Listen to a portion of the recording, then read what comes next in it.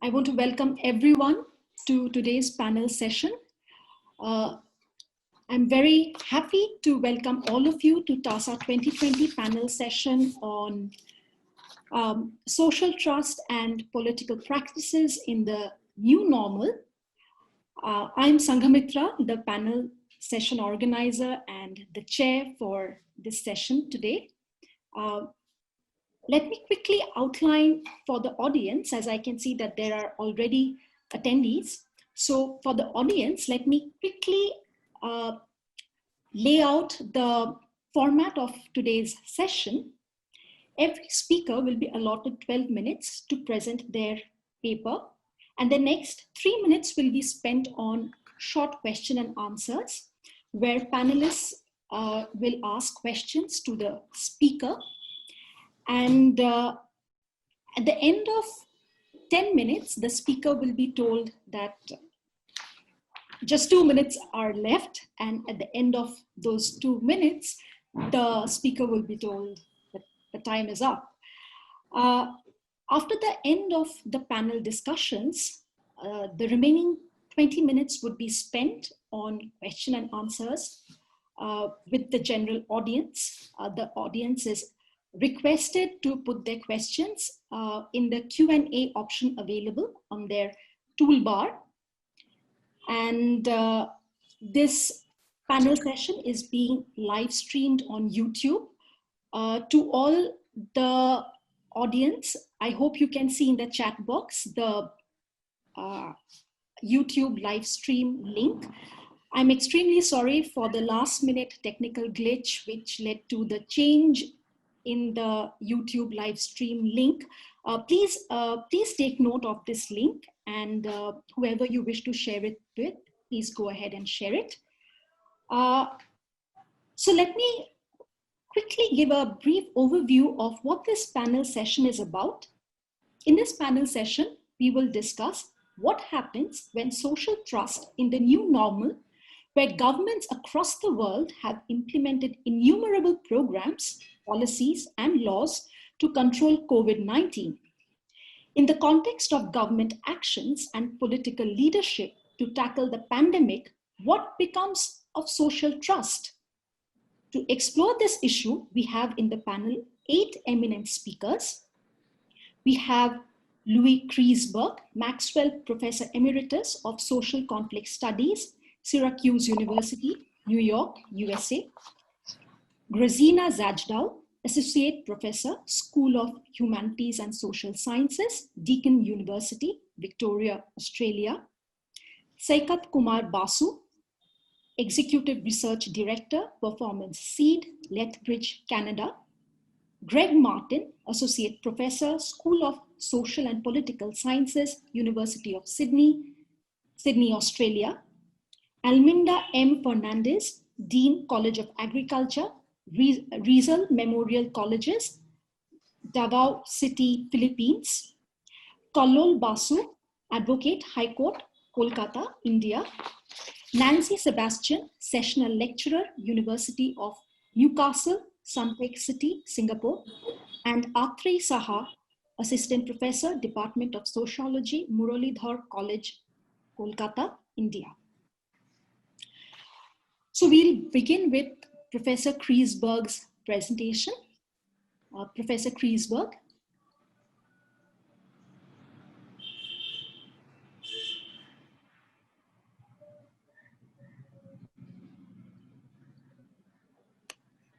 Professor Kriesberg.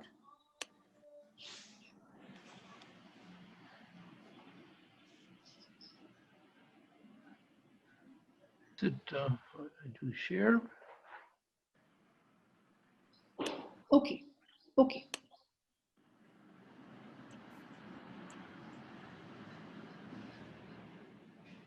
Okay, Okay, that's the first slide. Okay, great. Okay, we've got the adjustment, and let's go right to the second one. Great. I'm struck that all the countries are unique, and the new normal will vary from one place to another. So I don't think there's going to be a universal new normal, just as there wasn't a universal normal prior to the COVID-19. The concept of social trust is one that has been of interest in sociologists for a very long time, but we seem to differ as to what we're talking about. Safety and security from others, or the honesty and belief that the others will act correctly.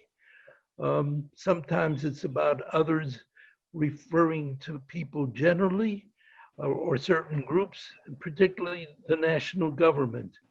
And obviously, the different questions get different results. The next slide. I'm just going to run through a few poll findings from the US particularly. And on the whole, you can see that there is not much trust in the government of the United States by its citizens.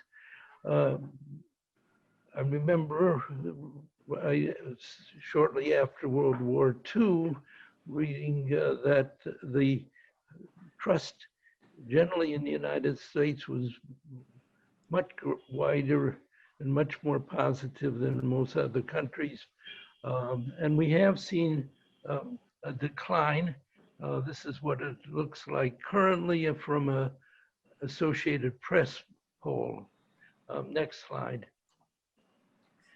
But I think what is particularly revealing when you begin to look at some social variations for different segments of the population. If you look on the left, you see that whites are much more trusting than blacks. It varies by age, with older people being more trusting, and that may be a generational shift that we're seeing, or it may be because as anybody gets older, they're more confident. Marriage makes a little difference. Income is highly related. The more income you have, the more trusting you can find people. And finally, the kind of area you live in, whether it's rural or urban, and as we would expect, urban people are less trusting, and that may be relevant to the shift towards less trust as America and many other countries are becoming more urban. Next slide. So here is some reference to the trends. The National Opinion Research Center at the University of Chicago has been doing surveys on what they call confidence in government and other institutions. And pretty generally, there has been a decline in most institutions over the decades. For the government, NORC compared Congress, the executive branch, Supreme Court, and the military. Congress has very low trust or confidence. Okay, next slide. So there are a few other things which are related to the trend towards decreasing trust, almost whichever way you measure it. One thing that I think is quite striking is inequality. The more unequal, the less trust. Singapore is apparently one where it's low. There's high inequality and low trust. And Scandinavian countries are relatively equal, and there's a high trust. For the United States, and I imagine most other countries, scandals are the things that reduce trust in the government, and we have had our share of scandals. And with each one, there is certainly a lowering, if it's a national scandal of the government, a reduction of trust. But I want to also emphasize the Republican Party ideology, particularly beginning with, well, throughout its modern existence, but particularly beginning in the 70s, end of 70s with Ronald Reagan. It was clear that the New Deal was a grab at government power, and it meant regulation and taxes to pay for services. And the Republican Party said this was bad. They were against high taxes, particularly for the rich. They attacked large government for being big and wanted to shrink it. This was a straightforward, very firm part of the ideology, and they pretty constantly would denigrate anything that a federal government would try to do. There is also some evidence, some research about an increase in materialist values among youth, and that's associated with low trust. Okay, next slide. Okay.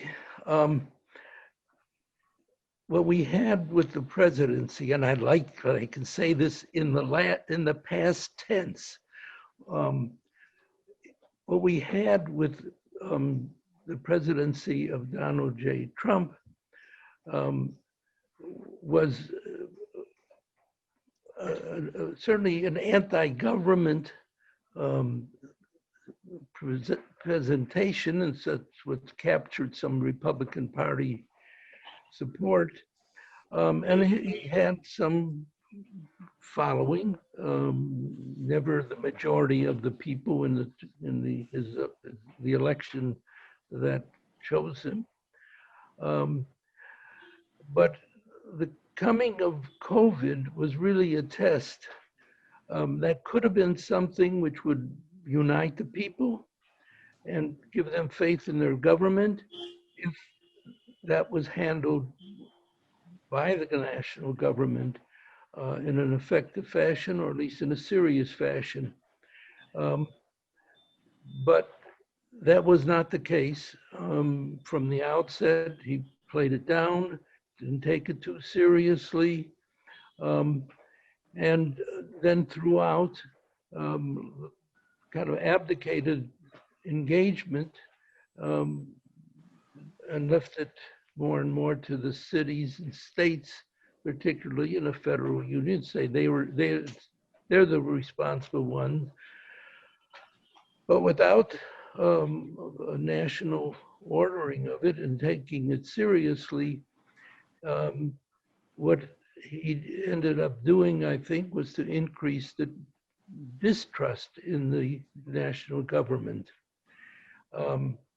And he did so in a variety of ways. I got some of the usual listing of his failings, that he lied about the seriousness of the pandemic. He undermined public health guidance to people, partly out of his own disinterest in science, because he made up his facts in terms of what his prejudices were and his own gut, as he would say. And he failed to take responsibility. The result was considerable incompetence as people competed against each other to get the medical materials that they needed. The states were pitted against each other, the cities were pitted against each other, and people were pitted against each other. At the same time, he was making false charges that he was being attacked all the time by the deep state, some fantastic organization of the federal government out to get him, because he was running as somebody against the swamp.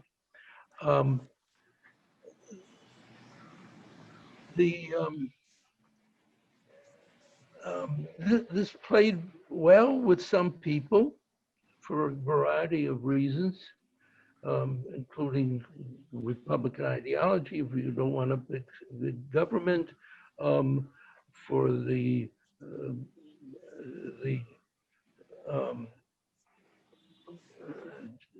evangelicals. He promised them a Supreme Court which would get rid of abortion availability.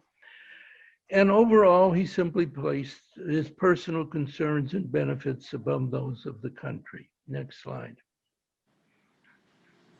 Professor Kriesberg, I'm sorry to interrupt, but 10 minutes are up. You have 2 minutes left. But he brought, and what he did, I think, incited mistrust among the people, blacks, Jews, Muslims. He raised fears of crime and disorder. He opened more acceptance to false information and modeled uncivil language. Next slide. You can see that the American people on the whole wanted more trust and thought that the mistrust that had grown up increasingly was a problem. Next slide.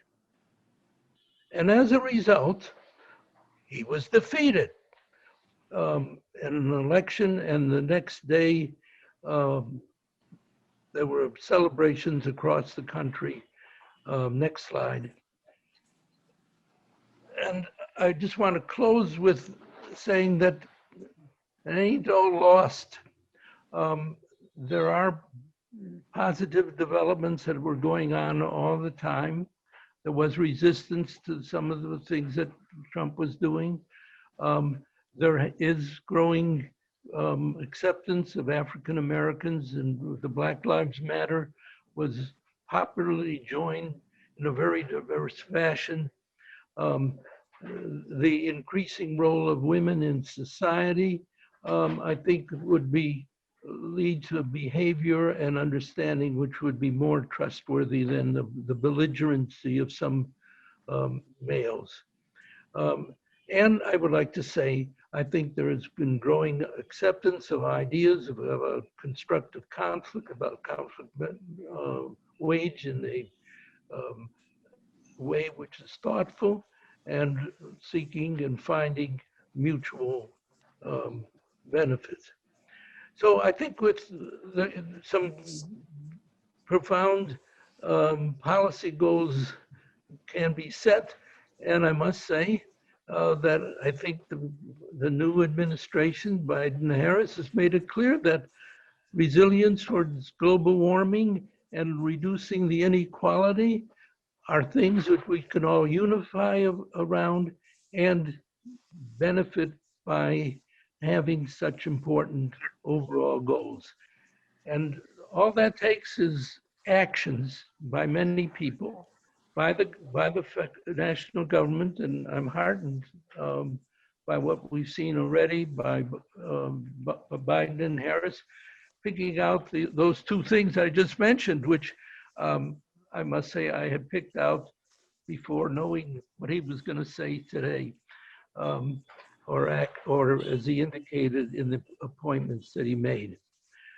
But lastly, it requires action by many people at many levels. I think one benefit of the response to COVID-19 was the greater activity and engagement by the states and by the cities, and they are closer to people, and more people are engaged with them. And finally, there are the many non-governmental movements and organizations. America's always been known for the activity of voluntary associations. That's been our hallmark. And even though it may be weaker at times, I think it's revived and stronger than ever at the national and the local government levels of the country. I could go on and mention their examples, but I don't want to go over my 20 minutes. So I want to end with that hopeful new normality, which I think we can accomplish.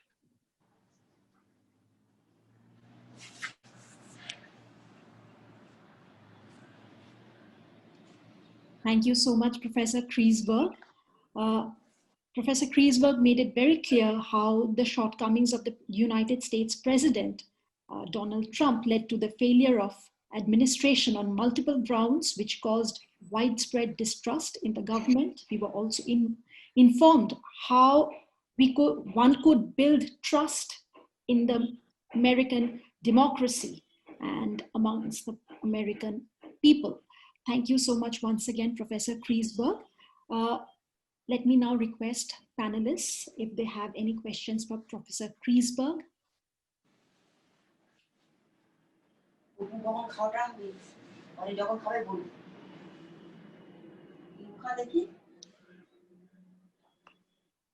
Any questions for Professor Kriesberg?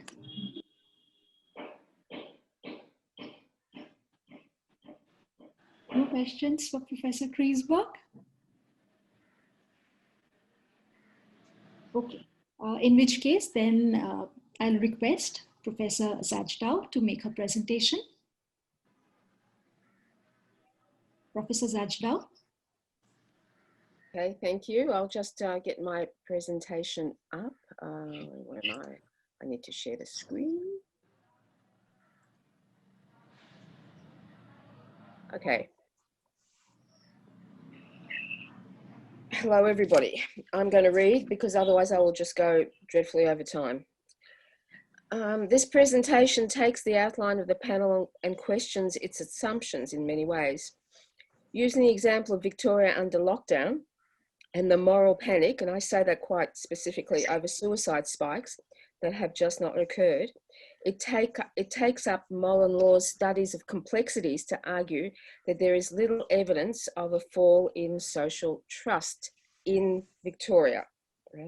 I take up Professor Kriesberg's point that it's not universal and can't be universal. So the question, the quote from Mullen-Law is that there is complexity if things relate but don't add up. If events occur but not within the processes of linear time, and if phenomena share a space but cannot be mapped in terms of a single set of three-dimensional coordinates. But they do recognise that they don't want to be seen as reductive, and so they say, so the questions they ask are, how might complexities be handled in knowledge practices non-reductively but without at the same time generating ever more complexities until we submerge in chaos, which is one of the things that I feel about some of the mapping processes that have been happening in Australia lately. So this paper is the first attempt to do this. So I started. This is a news item. There was a famous video in August in Victoria of a pregnant woman being arrested over organising online a demonstration against Victoria's COVID lockdowns and her later media interviews, in which she said she was sick of the quote, the suicides and people losing their jobs. And this was the catalyst about my thinking about this. I was wondering what was going on. Because around the same time, an acquaintance was posting information about isolation and the number of suicides caused by the COVID situation.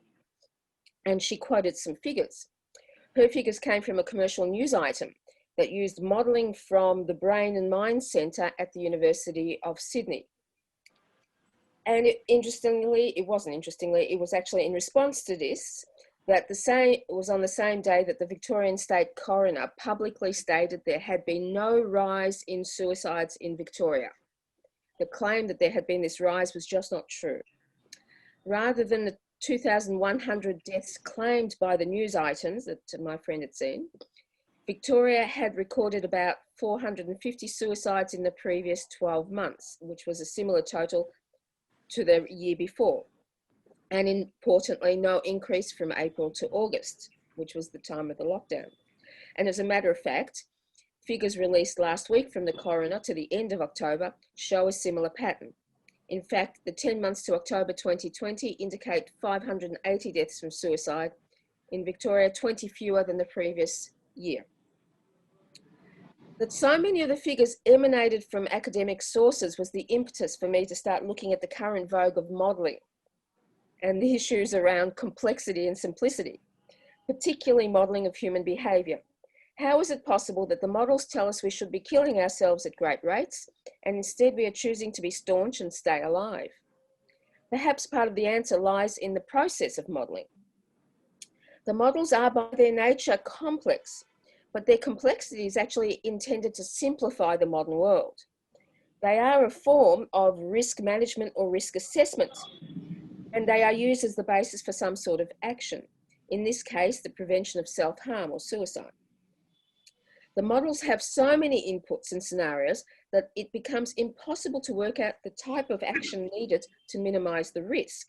But they demand action because their very reason to be is to tame these chaotic events. So we take complex models and attempt to produce a linear model for action. But the current figures on suicide completely undermine the logic.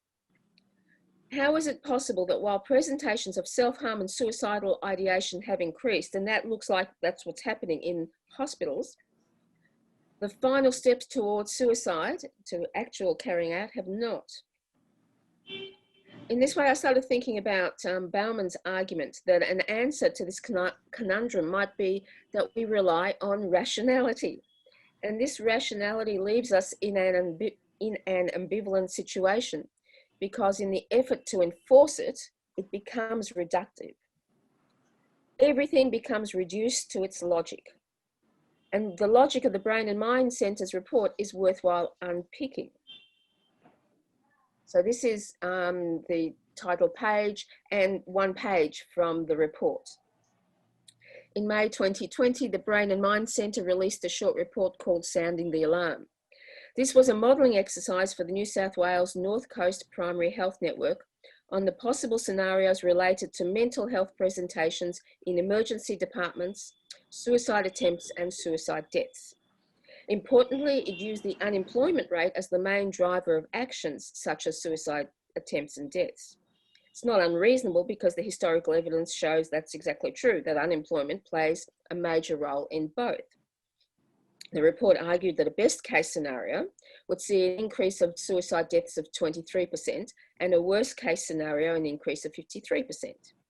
In late July, the same institution released a larger and much more detailed report of similar modelling for the whole of Australia. While acknowledging that national averages were likely to be different to regional ones, this model forecast an increase in suicides of 13.7% over the next 5 years. So if the model is accurate, the scenario forecasts almost 20,000 completed suicides in the next 5 years in Australia, 2,100 more than might have happened otherwise. So here we get the figure where the news item came from, that over the next 5 years, not currently, what will the possible events might be 2,100 more suicides. And so I argue the attempt by the Brain and Mind Centre to sound the alarm, as the title of the report, created a moral panic. And this is a conundrum for me. The modelling of potential suicides in the report uses some of the actual experience of unemployment and suicide to underscore its figures, but it completely omits the sociological and historical understanding of a community's reaction to a major social event such as a war or pandemic. Durkheim argued that major historical events such as war or dramatic social change, like bushfires, which is what we had earlier in the year in Australia, actually provided an impetus to social cohesion that meant suicide rates would go down. Now, I'm not arguing that suicide rates have gone down because 20 here or there is not the point, but perhaps we need to think about what sociology tells us happens when things go bad. Durkheim's classic tale of state of anomie is very close to what these two reports do suggest happens to young people who are not attached to employment or education. It is this feeling of exclusion and lack of community that would drive some to consider self-harm.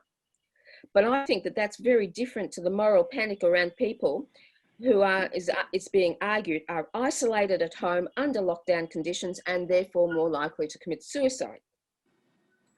There does not seem to be any recognition that technology has changed the way many people do their socializing. It is clear, it's clearly not the same thing that physical human interaction is the same as socializing online. I wouldn't make that argument ever.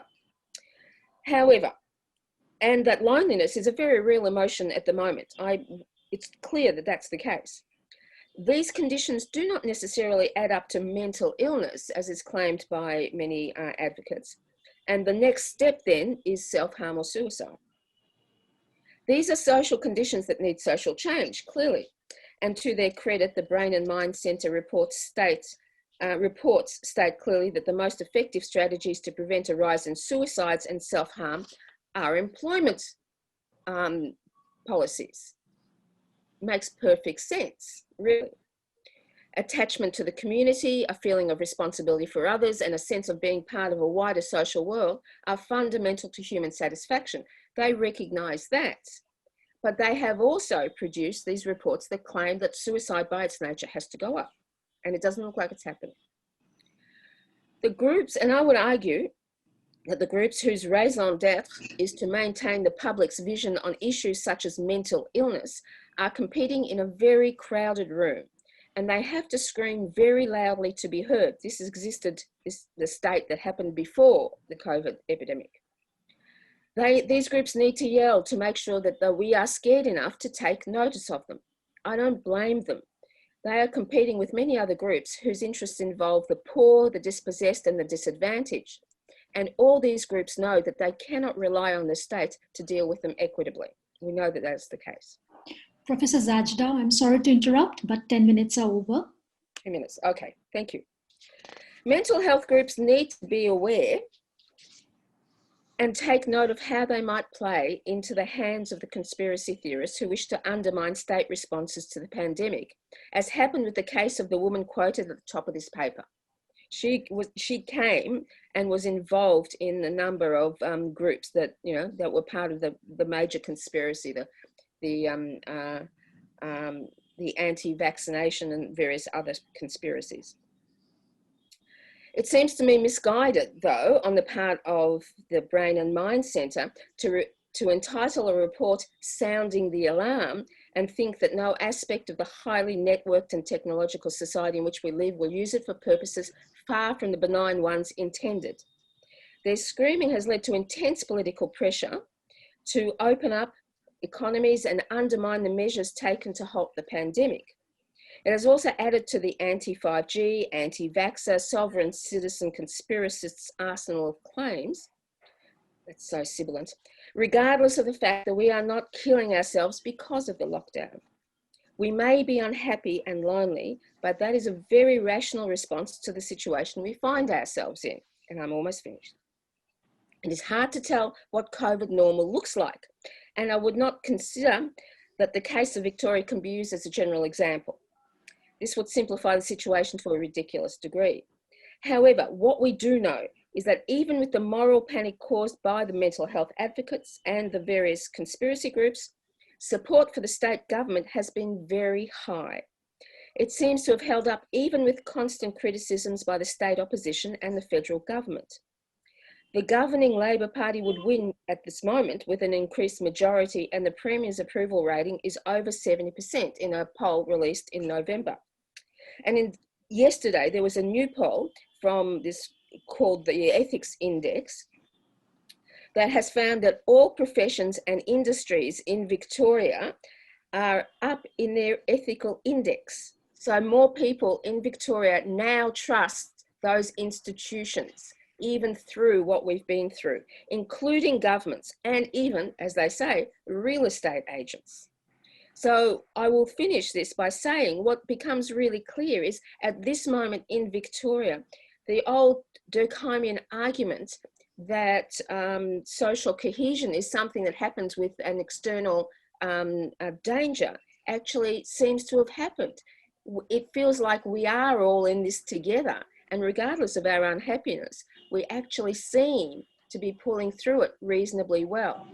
So that's where I leave it for the moment. Thank you. Thank you so much, Professor Zajdow.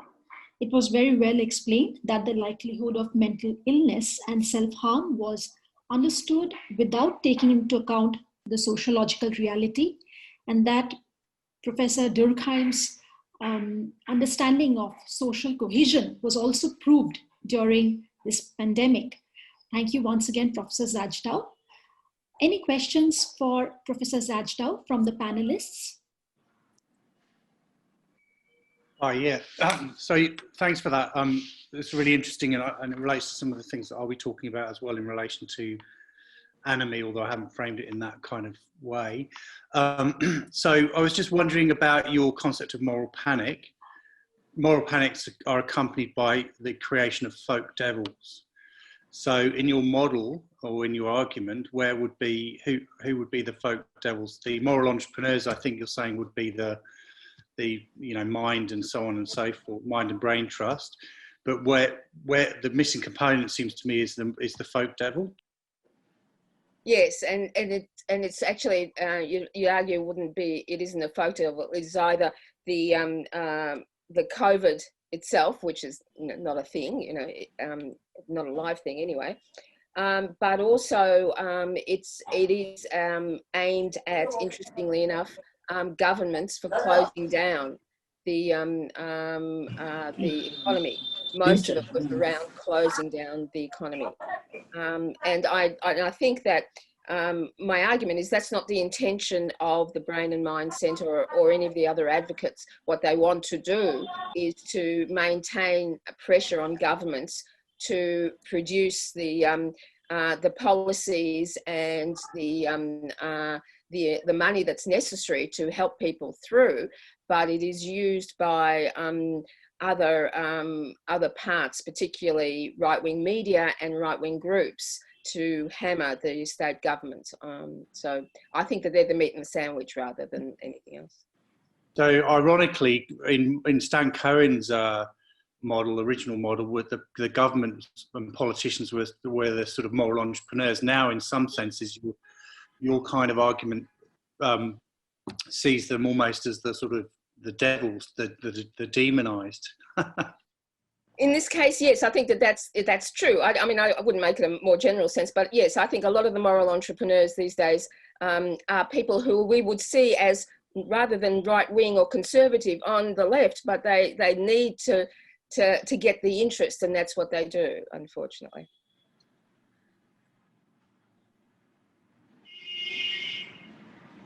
Any more questions from panelists for Professor Zajdow? Okay.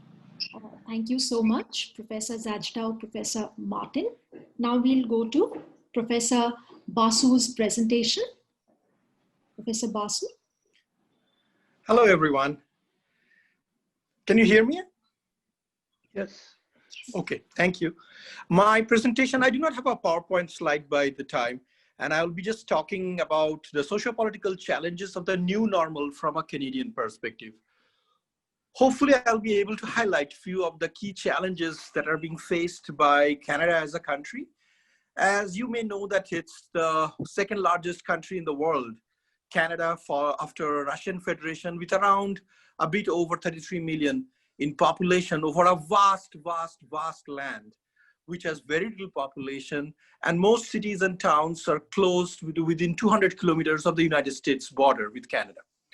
Now, the country has always been dependent on United States as its major trade alliance, and at the same time, 3 of its primary trade alliances are right now, other than Europe, is United States, China, and India. Now, prior to the pandemic, Canada was already going through a downturn in economy. Currently, the government is held by the Liberal Party, and the Prime Minister is the handsome Honorable Justin Trudeau. And he is the son of the legendary Pierre Trudeau, the previous Prime Minister of Canada. But although there was a high expectation that Trudeau will transform economy, but overall the feeling was that he's a very nice, sociable person, very interactive, very soft and kind-hearted, but actually has no administrative experience. Like, he was a teacher, and because of the son of an illustrious father, was pumped up to the very high position of the Prime Minister by the Liberal Party with very little experience about administration. So his first term was okay, but like a vast majority of Canadians didn't like Trudeau's administration and his handling of various international issues, where we believe that most of the time Canadian retrospective Canadian side of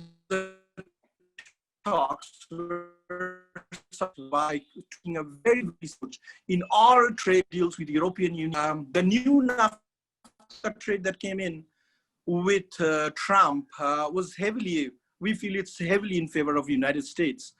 Although Trudeau he's been viewed as a person who's very nice, but believe in sweeping challenging problems under the carpet and going mostly for appeasement politics. But prior to the pandemic hitting, Canada already had their election, and Trudeau's government was reduced to a virtual minority with very little authority now in passing suitable bills to make into laws, and is dependent on the opposition. But at the same time, strangely, none of the other parties were interested in taking the hot seat because it's a pandemic time and no one wants to be identified as a bad administrator.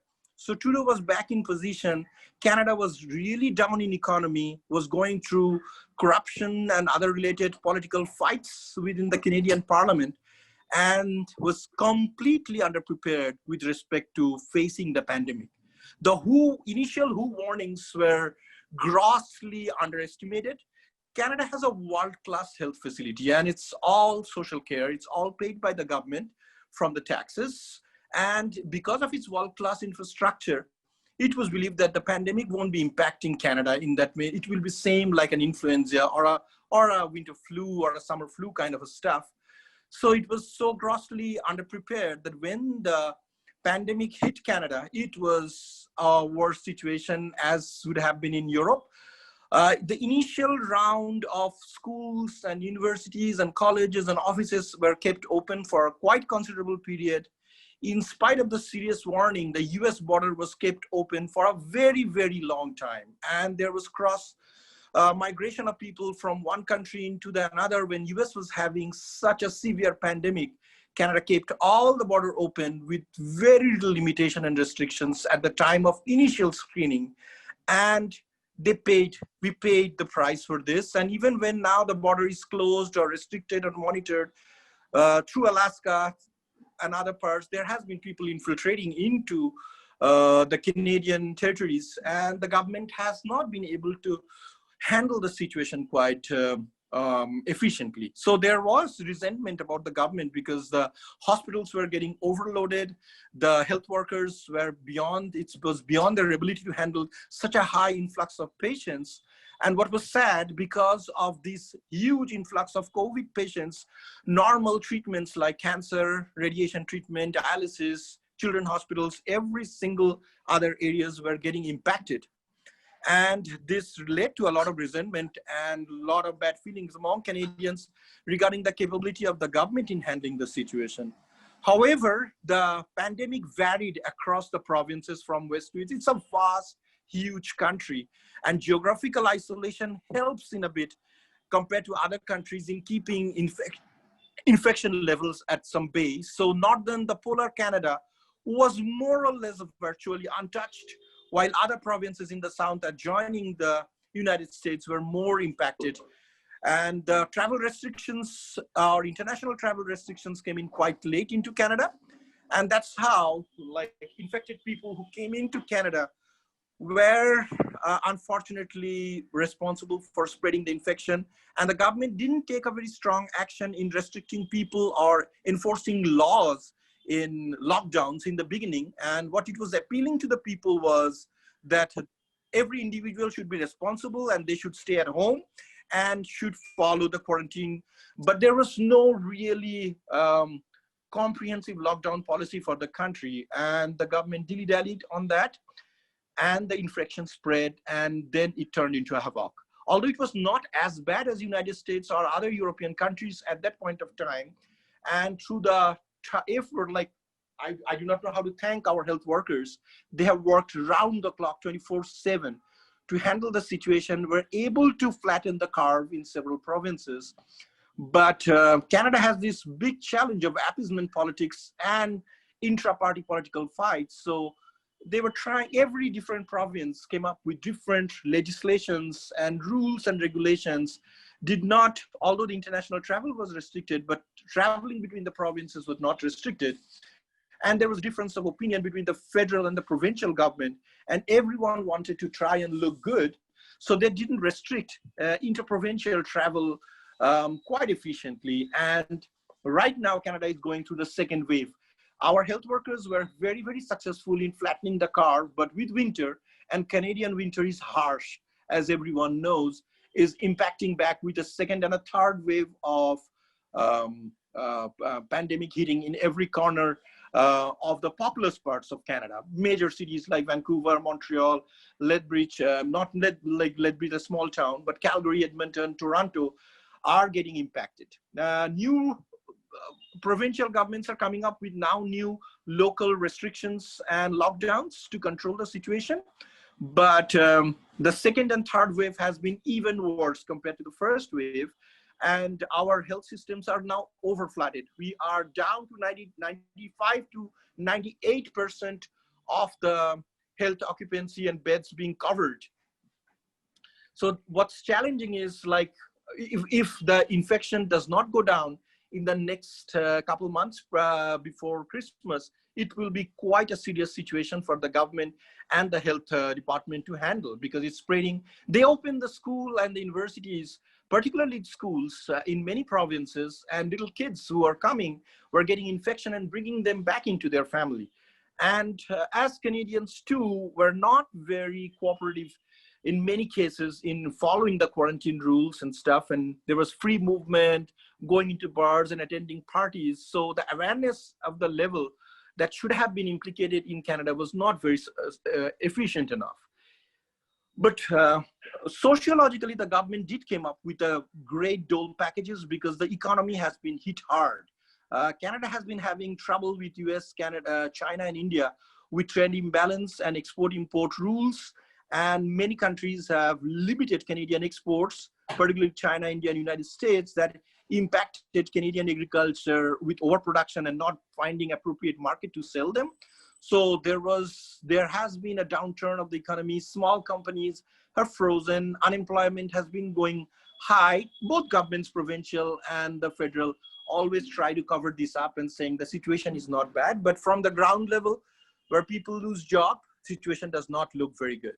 Of course, the Canadian government has come up with many economic doles to help out people. It's a very socialistic country, and came up with a lot of packages to help the industry, individual citizens. I'm sorry, but still, it's the limitation and stretch. I'm sorry to interrupt, but 2 minutes. Sure. Yeah, I understand. 2 minutes.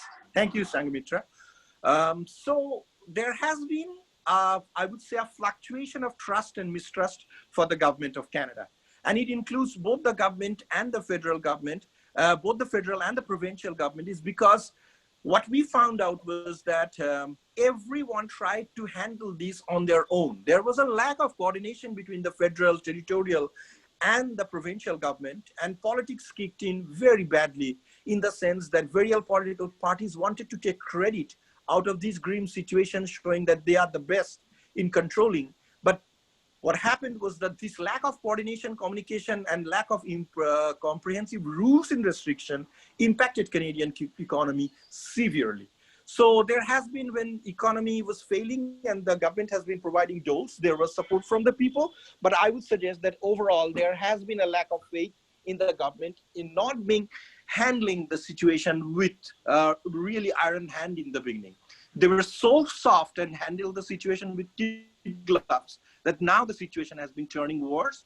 Our health department is warning that if it continues a little bit longer, our health infrastructure will crash like Spain and Italy. So they are trying to set up artificial, satellite hospitals and emergency medical transfers and stuff. Senior citizens are worst impacted. Many senior homes had like 400 inhabitants.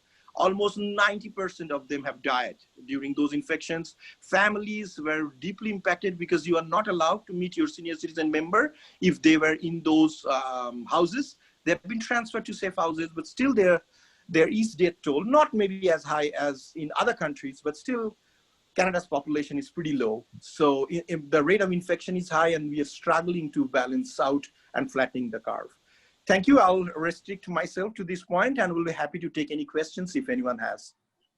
Once again, thank you so much for providing me this opportunity. Thank you so much, Professor Basu.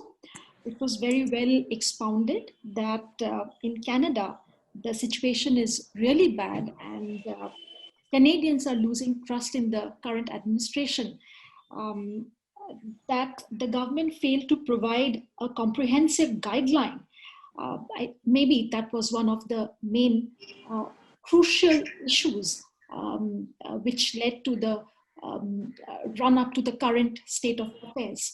Thank you so much, Professor Basu, once again. If any panelists have questions for Professor Basu, please go ahead.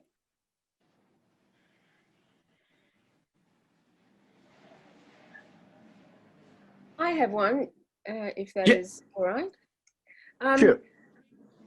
I have to say that I'm particularly ignorant of the Canadian situation at the moment. I don't know why, but is there evidence that there has been a loss of faith in the government? Or, I mean, are there polls at the moment that tell us what the support or not support of the federal government is in Canada? Well, like, you know, the situation was not so bad in the beginning, like, because it's a very vast country with a lot of geographical isolation, the infection didn't spread so fast in the beginning in the first round, but because of the mishandling of the situation, it spread. And like opinion polls, like there is no election right now in the next 3 years, but the opinion polls that are coming up is showing lack of faith on the Trudeau government, and it's a minority government. It does not have the ability to take a lot of important decisions, and there has been a lack of cooperation between the parties. Like it's a political crisis has been going on in Canada. There is a province-wise segregation of people's preference for various political parties in Canada. There is not a two-party system. Canada is a multi-party system. And there are pockets of supporters of various political parties across the provinces. And I believe that the provincial government did not cooperate with the federal government, and the federal government failed also to being a minority weak government to provide comprehensive plans for an all Canada, policy that should be followed. They left it up to people, like, for their quarantines in the beginning part. So, I mean, people appreciated it in the beginning, but then they realized that there should be a restriction and enforcement of strong lockdown laws, which is happening right now. But we have covered that, crossed that golden period where they could have covered it and brought it under control. Although I mentioned that the world-class facility of medical things are available in Canada, but they are stretched under the present conditions. So definitely, whenever people are stressed, there is a lack of faith on the government, but the government is not challenged right now because there is no immediate polls. No by-polls are being held right now under the present situation, but I doubt that the Liberal government will be able to hold out in the next election, and there may be a coalition government. Because it's a multi-party system and people are so divided and angry about the government's reaction and handling the situation, there could be a hung parliament down the line in the new normal. And Canada has to evolve as a new country, like being dependent on US 24/7 for all trade supplies and not looking beyond and settling partners around the world is a weakness in the Canadian system. And the country is paying heavy toll right now for that. And we have been talking about this for long, but most governments have been dilly-dallying on taking rigorous policies. Sometimes you have to be a little harder to prevent for a long-term benefits, but Canada believes, most governments here believes in the sweeping, challenging problems under the carpet and on doing appeasement things to make people happy by doing small doles, but they're not looking at the long-term picture. So of course there is anger and mistrust among the people. Or most opinion polls that are showing that Trudeau's popularity is going down, and he's already not being liked upon by a lot of people. His popularity went up a little bit when he was handing out doles, but the government cannot keep on sustaining an entire nation based on government subsidies. So, and since the infection is spreading fast, senior citizens are worst impacted. and our economy is devastated through this process, and he has not been handling international issues pretty professionally and diplomatically, we are worried about the worst. So hopefully the country will get out of this deep slumber, and the new normal means a new beginning for Canada. Canada needs to change its policies, needs to look beyond US and establish big trading partners across the world, not being dependent on 2 or 3 suppliers or export importers. That's impacting the country. We were even running short on PEPs and other basic infrastructure and ventilators during like the middle time crisis. They do not even have enough ventilators now right across the country. And they haven't been able to build up the infrastructure during that golden period. So it's a crisis time. Sorry to say, yeah. Thank you so much. Thank you. Any more questions for Professor Basu? Okay, then we'll move on to Professor Martin. Professor Martin. Thank you so much. I have one question. I'm sorry. Please go ahead. Yeah, please. Yeah, sir, I would like to ask you about the employment situation in Canada. I mean, because everywhere throughout the world, pandemic has affected the employment rate. So in Canada, what it is actually the situation? Like for the government employees, because it's under unions and stuff, there hasn't been much curtail down of the jobs, but there are no new advertisements. So there is no new influx into the job system. It's the private industry that has been impacted mostly, and particularly there are a lot of small scale industries, farming operations. Agriculture is a huge industry in Canada, and it has lots of smaller units and labor needs. So for example, every summer there used to be an influx of laborers coming from other countries like Thailand, Mexico, where they get a 3-month visa to work in Canada during the summer, during the various farms and other industrial areas. This hasn't been happening. Canada is a huge resource-based country, and there is less of industries and more of a resource-based selling to other countries. So like lumber, fresh water, whatever, Canada soils those resources, gold and diamonds and all kinds of mineral utilizers. But many companies, because the lack of the demand has gone down, so people at down the level, like, you know, those who are doing mining at the very bottom level, or those agricultural workers at the very bottom level, there has been less demand for workers. And what I feel is 2020 was still okay, but there is not much, you know, export orders or for Canada to supply in 2021. So 2021 will be even worse, because now, as you can see, the demands for many products have gone down. So they have to cut down on temporary employees. So those who do part-time jobs, those who are seasonal workers, those who are migrant workers, those who are immigrants, new immigrants to Canada, who do not have enough high education and skills now to blend into the high-tech jobs, are the worst impacted. They are the worst hit. So down the ladder of the economy is the worst hit. Thank you so much. Yeah, and thanks for the very paper. much appreciated. Yeah. Thank you so much. Professor Martin, would you please like to start your presentation? Thanks, and thanks for hosting the event as well. So I don't have a PowerPoint slide either. So this presentation is based on a sort of broader project that I've been involved in, just written something on policing during the pandemic. So what I'm interested in is mainly protest policing and the criminalisation of protest policing that's occurred across the world.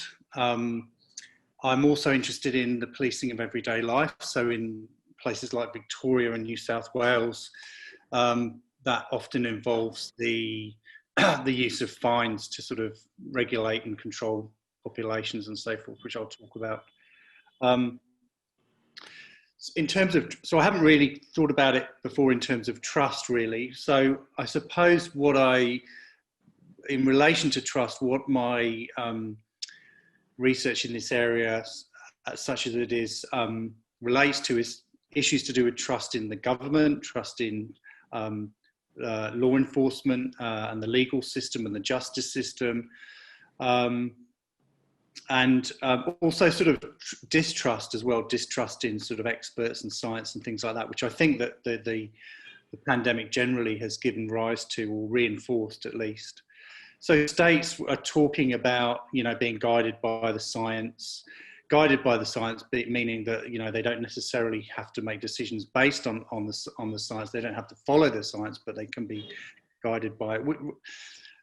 For me, one of the overwhelming things that's kind of come out of the COVID situation is the turning on its head of some of the tenets of neoliberalism. You know, it's the idea that the state should be sort of rolled back and privatisation should be the main sort of organising force in society. Some of the things that have occurred around that have been sort of breaches of hotel quarantine, for example, as we know in Melbourne, based on issues to do with private security, which to my amazement still seem to figure quite largely in the sort of running of hotel quarantine in Australia. So what a lot of the pandemic has done is it's reinforced a sort of a sense of the state, the importance of the state, the importance of state regulation, the importance of state oversight and provision in terms of healthcare and sort of unemployment furlough schemes and things like that. So what politicians have done is they've kind of had to straddle this sort of walk this fine line and balance, you know, state intervention and personal responsibility, and particularly in liberal democratic societies, they've had to, you know, in a sense, kind of some of the more libertarian politicians like Boris Johnson, for example, in the UK, have had to set aside their sort of more libertarian tendencies and sort of do a bit more state intervention. And so that's and at various points, they've been more interventionist than others. Obviously, when infection rates rise, the intervention increases. When infection rates lowers, however, there is much more emphasis on personal responsibility. So one of the things that I'm interested in terms of policing, self-policing even between citizens, is degrees of trust that operate in everyday life when politicians have eased lockdown measures and citizens are more inclined to, they're responsibilized in Foucauldian terms. You know, what are some of the consequences of, amongst the citizenry, of more responsibilized sort of measures that are instituted by liberal democracies. So one of the things I've written about in the chapter that I've written, sorry, somebody's got their mic on there. One of the things I'm interested in is, in the paper that I've written, the chapter that I've written, is this this distinction between sorry, I was a bit distracted there. So the sovereign citizen, so people who in Australia, that's been sort of people turning up to hardware stores, not refusing to wear masks and saying that it breaches their civil liberties and constitutional rights and all the rest of it, because, and this happens in the US as well, by wearing a face mask. And so these people are dubbed sovereign citizens. They're highly individualized sort of responses to the pandemic. Many of their actions are essentially quite selfish and go against sort of the broader kind of health concerns and health issues. On the other hand, you have this sort of other group of people called citizen cops, who are sort of people who take it upon themselves to tell fellow citizens off for not following the rules and things like that. And I think one of the things that's interesting in the pandemic is, one of the things that's highlighted actually is human beings' inability to follow rules often. You know, including politicians. So recently we've had New South Wales Premier who herself has not followed the rules. And of course, we've got examples in the UK as well. Dominic Cummings, an SNP MP, an SNP, Scottish National Party MP, who went to Parliament and took a train home knowing that she was infected and refusing to resign. To this day, I still don't think she's resigned. So, you know, of course, these sorts of things undermine trust in government, undermine trust in politicians and so on and so forth. But, you know, to an extent, weren't really there in massive amounts already. So, and in between the sort of sovereign citizen and the citizen cops, you also have this sort of sense also where states are devolving responsibilities to police for things that police really don't have resources to do or don't have training or even background in. So, you know, in London, for example, police were expected to operate in partnership with shopkeepers in policing face mask, face covering rules and things like that. Police said they couldn't do it without themselves. So you've got this sort of, in a sense, of democratization, I suppose, of responsibility. I must write that phrase down just before I forget it, because I've just thought of it. A democratization of responsibility in a sense. Now, one of the problems in terms of policing is, and this doesn't necessarily go to trust, but there's been a few problems identified with policing and this sort of rebirthing of social, what's called social police, where police are not only concerned about and charged with discharging criminal justice, but they're also in charge of sort of more sort of social aspects of life, like regulating health and so on and so forth. Historically, that's not been something that's been, historically that's something that police have been involved in. But what we've seen with the COVID situation is that some of the problems that arise when states charge police with looking after oversight over a social and health crisis. So you've got issues, for example, that are perennial around policing anyway, of sort of racial profiling, for example, of people of colour wearing face masks are more likely to be targeted by police. The targeting of marginalised communities and the over-policing of marginalised communities, which is something that has happened prior to the COVID situation, so that lowers trust amongst those populations. In Victoria, for example, there were tower blocks, which were places where many sort of marginalised people lived and were already suspicious of the police. The issuing of fines as well has not been something that has been uniformly done by the police. Location data in Australia shows that across New South Wales and Victoria, there is no correlation between infection rates and the issuing of fines. So fines tend to be more disproportionately issued in lower socioeconomic areas than in affluent areas, even though the affluent areas have more infection rates. And this kind of goes to trust in police. Protests as well, certain police tactics are used that could actually increase harms. So an increased infection rate, so the spraying of tear gas where people have to take their masks off, the mass arrests of people, which means that more people are in close quarters and potentially can spread the virus. The other thing that I wanted to just talk into as well in terms of thinking about the way that the citizenry kind of interact amongst some of the COVID restrictions is relates to what Dr. Zajdow talked about in terms of anime. You know, one of the things we've seen in Australia and we've seen it elsewhere as well is this sort of panic buying. And often the politicians will come on the radio or whatever and say, "Oh, this is very un-Australian. You know, we're all fighting with each other." And so there were some YouTube clips that were loaded up, social media clips that were loaded up onto YouTube of people literally fighting in supermarkets over toilet roll. You know, people were saying this is un-Australian, whatever un-Australian means, which as an English person who's been living here for 15 years, I've still never really been able to work out what it is. There's a sort of myth around what is and what is not Australian, I think. But yeah, that goes, I think, to that sort of idea of this sort of, which contradicts what you were saying previously, actually, about cohesion and collectivism. I think there's actually, in some respects and in some quarters, there's been division. And I do think that there's a division which goes to a lack of social trust between citizens, if we think about that spectrum of the COVID cop and the sovereign citizen. Professor Martin, I'm sorry to interrupt, but 10 minutes are over. You have 2 minutes left.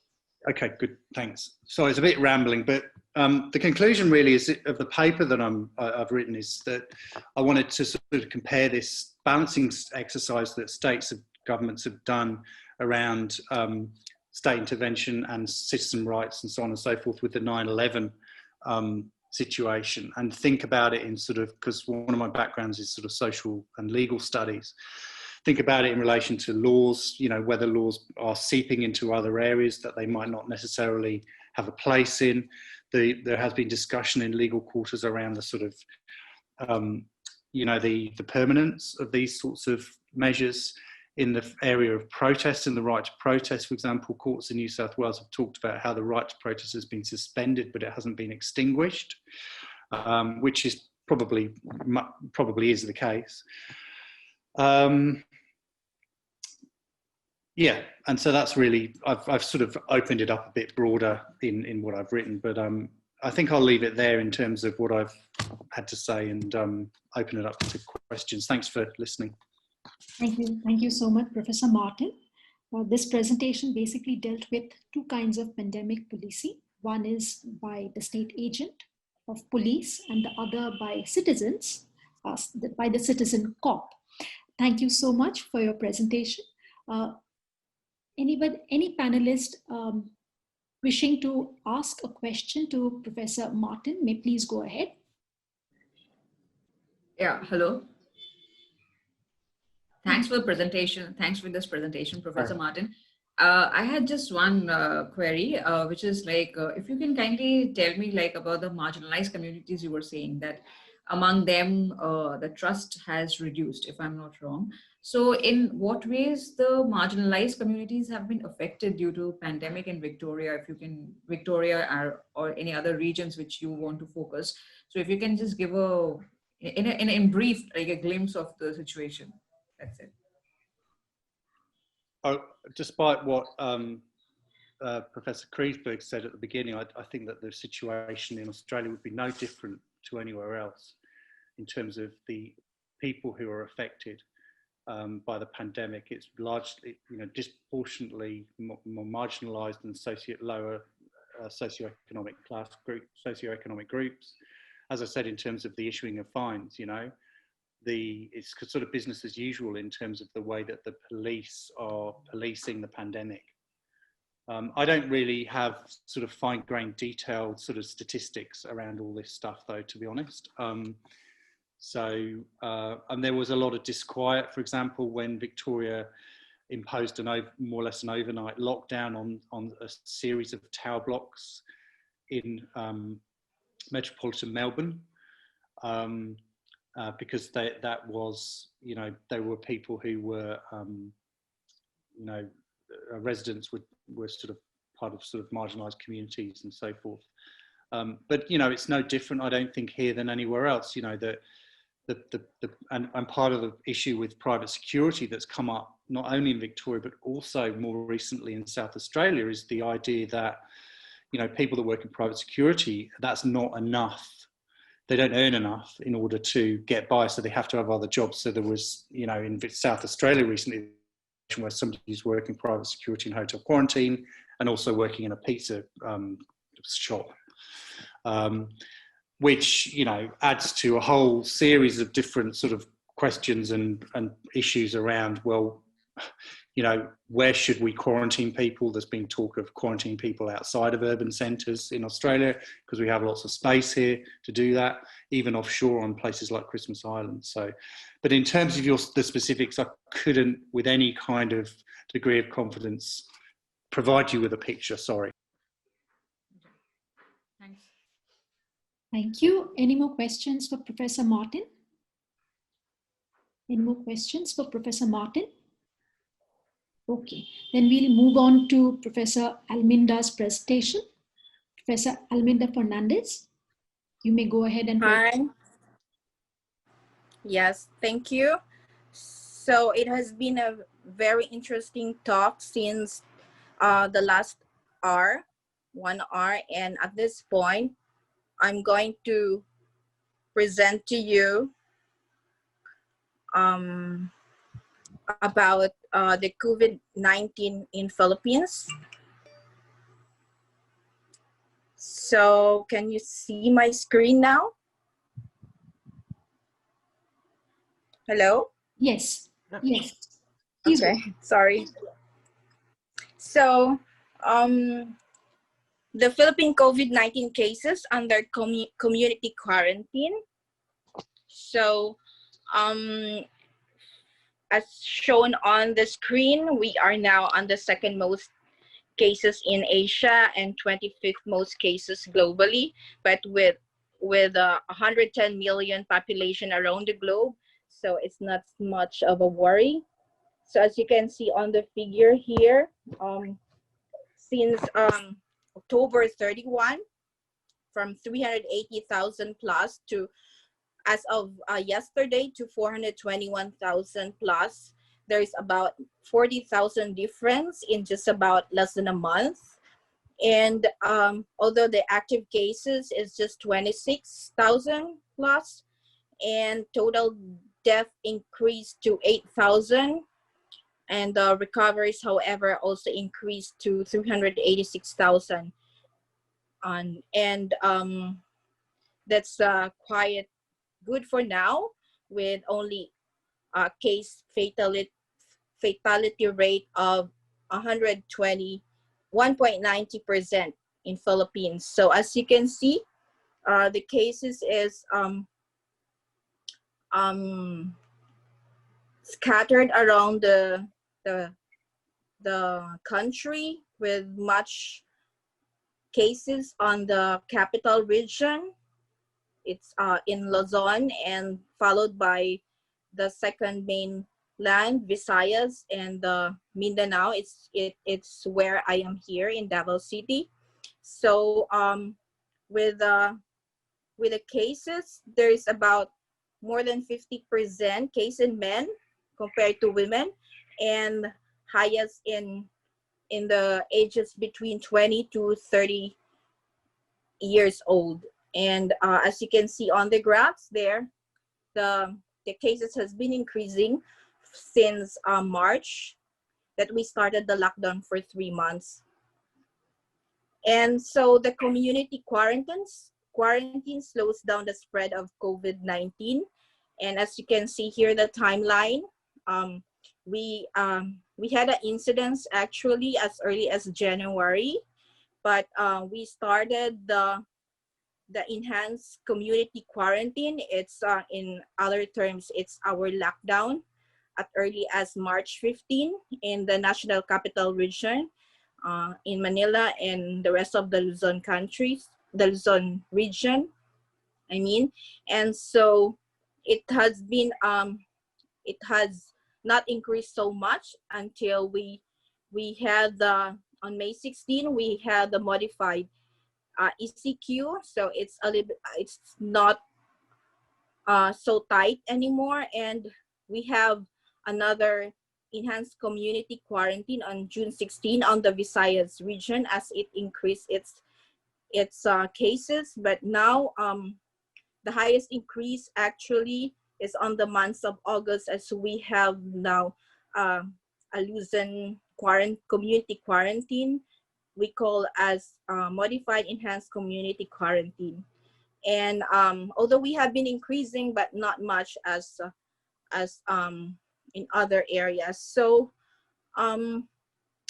we actually have quarantine classifications, and the ECQ, or the enhanced community quarantine, is just the lockdown, wherein there is no movement in all status, and as well as the very minimum economic activity, no transportation at all, and of course the classes are suspended.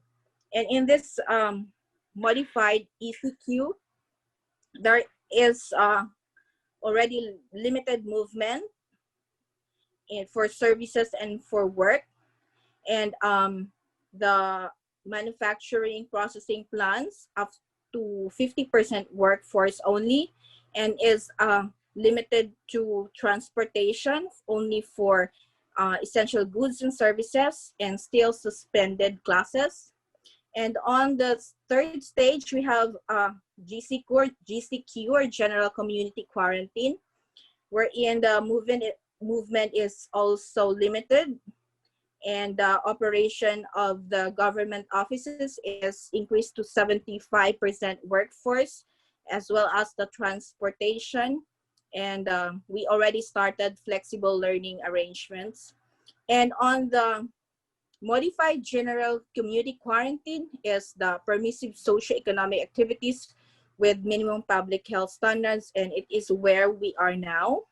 So the social trust in the Philippines is completely a government control. And so this is what actually happens on the lockdown, or we call enhanced community quarantine. So at that time, only the health workers are allowed to work, and and only walking or biking is allowed, and no public transportation. And in terms of travel in and out of the country, um, the overseas Filipinos can return back to Philippines anytime with of course 14-day quarantine if they coming from a very high risk countries like Hong Kong, Macau, and other China, and also home quarantine for those in less risk countries. And still, if you go, you can still go out, but if it's no for partying, and no coming out as tourists. And along the community, it's only actually the one who's it's only one per household member who can go out for groceries, and it's completely controlled by the we call it the barangay communities.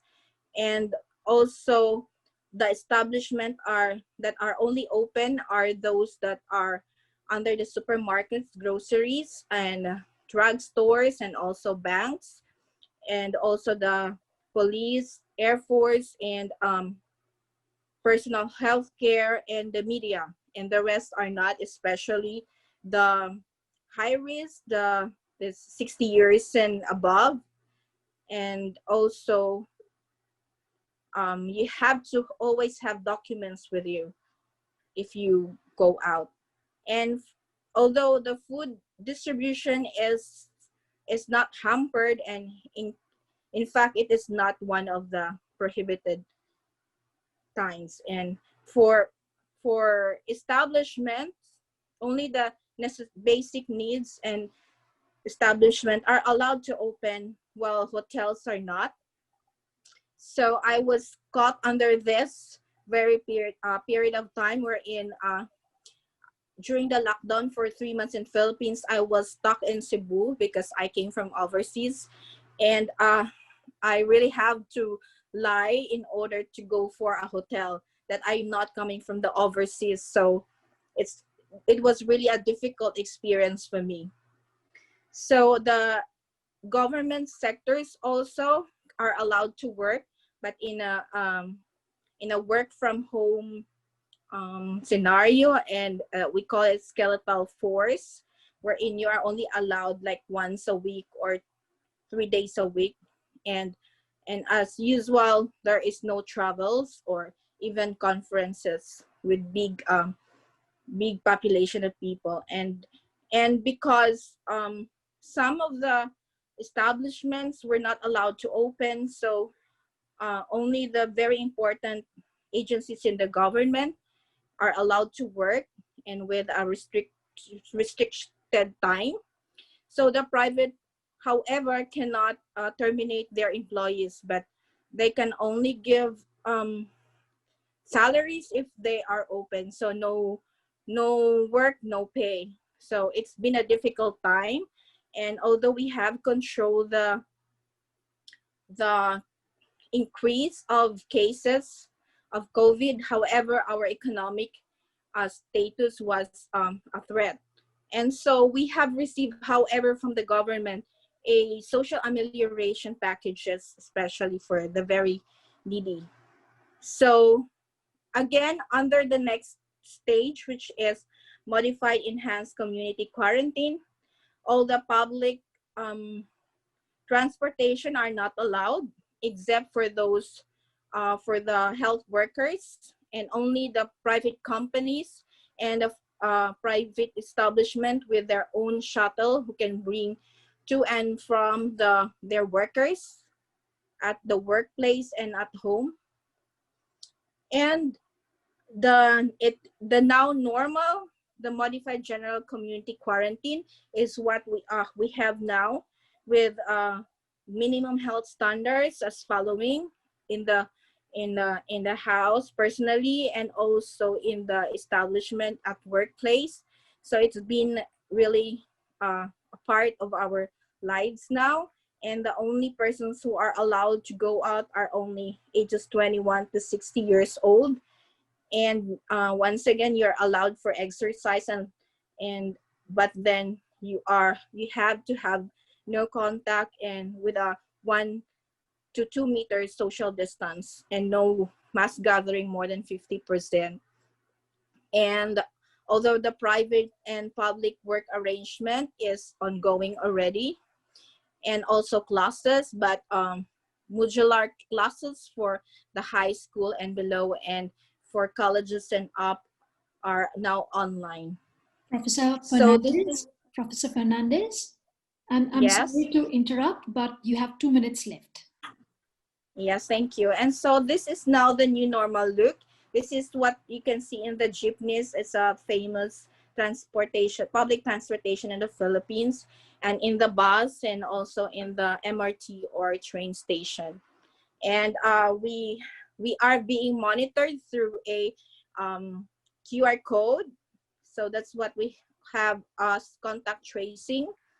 And so because of the previous lockdowns we had, the economy fell for the first time in 29 years. So it's been like in negative 7.3% growth of economy, GDP, according to Asian Development Bank. And so thank you very much for listening. And also thank you for the financial aid from that we received in behalf of my country from all over the world. So thank you, and once again. Thank you so much. Good afternoon. Her presentation talked about the Filipino government's demonstrated capability in tackling the pandemic. As a result, one could understand the social trust that people had in government due to the comprehensive government actions, which focus on border policing, containment zones, and detailed quarantine rules, and even more. Thank you once again. Any questions from panelists for Professor Fernandez? Please go ahead.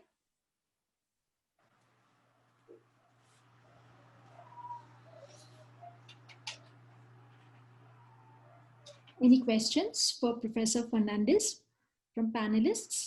Please go ahead.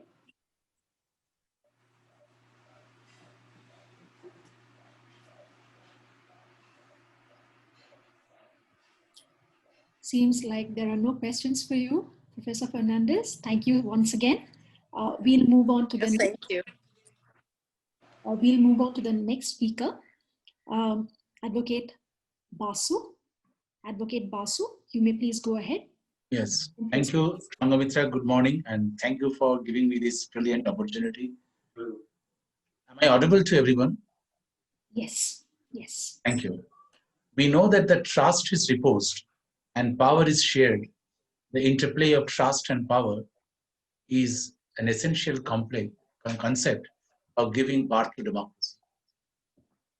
Today, our country, India, is guided by one supreme law, that is Constitution. All authorities, including the Supreme Court of this country, are working under the Constitution and not over it. The Indian Constitution inaugurates the pursuit of 4 sovereign virtues, namely rights, justice, development, and governance.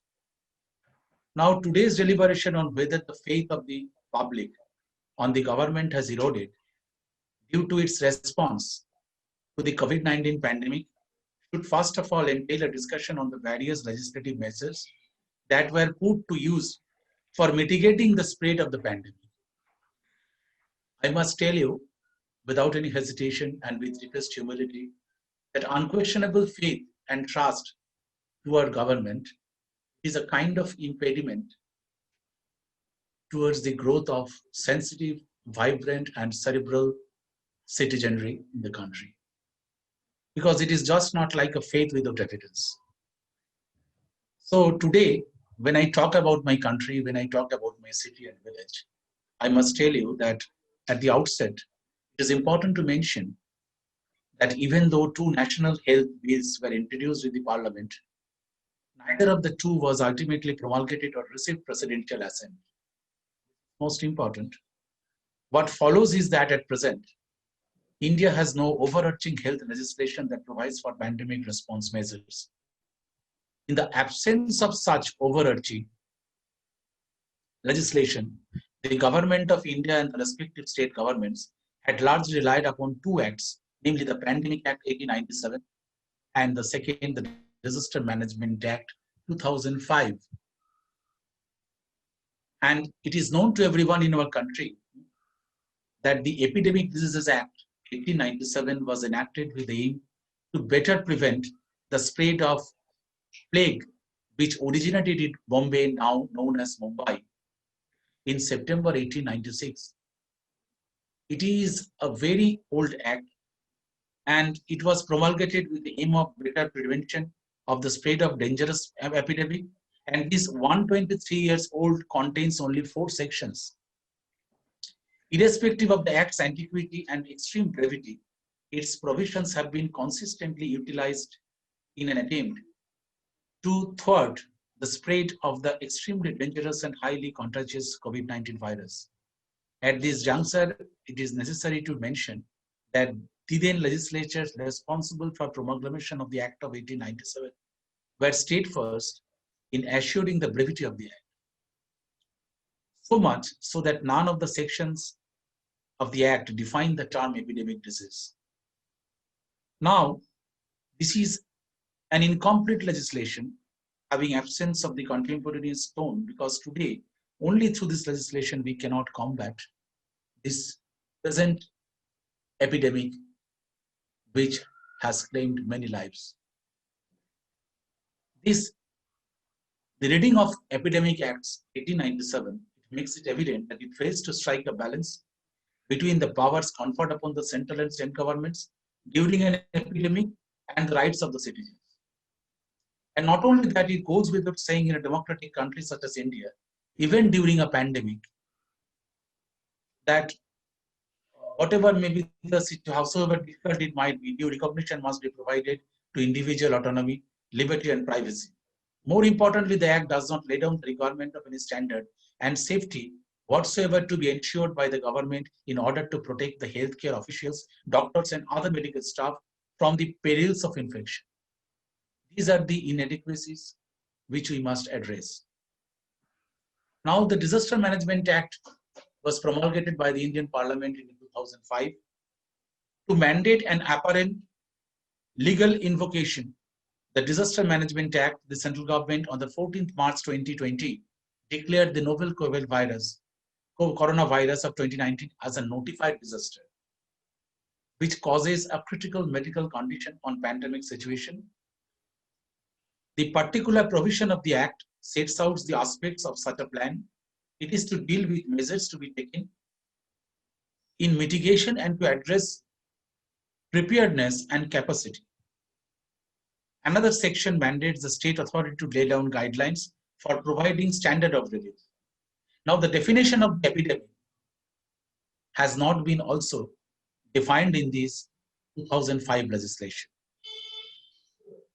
Second, it empowers the state executive committees and the district authority to control or restrict the movement of vehicular traffic or people from or within a vulnerable or affected area, and to take any measures that may be warranted by such a situation, among others.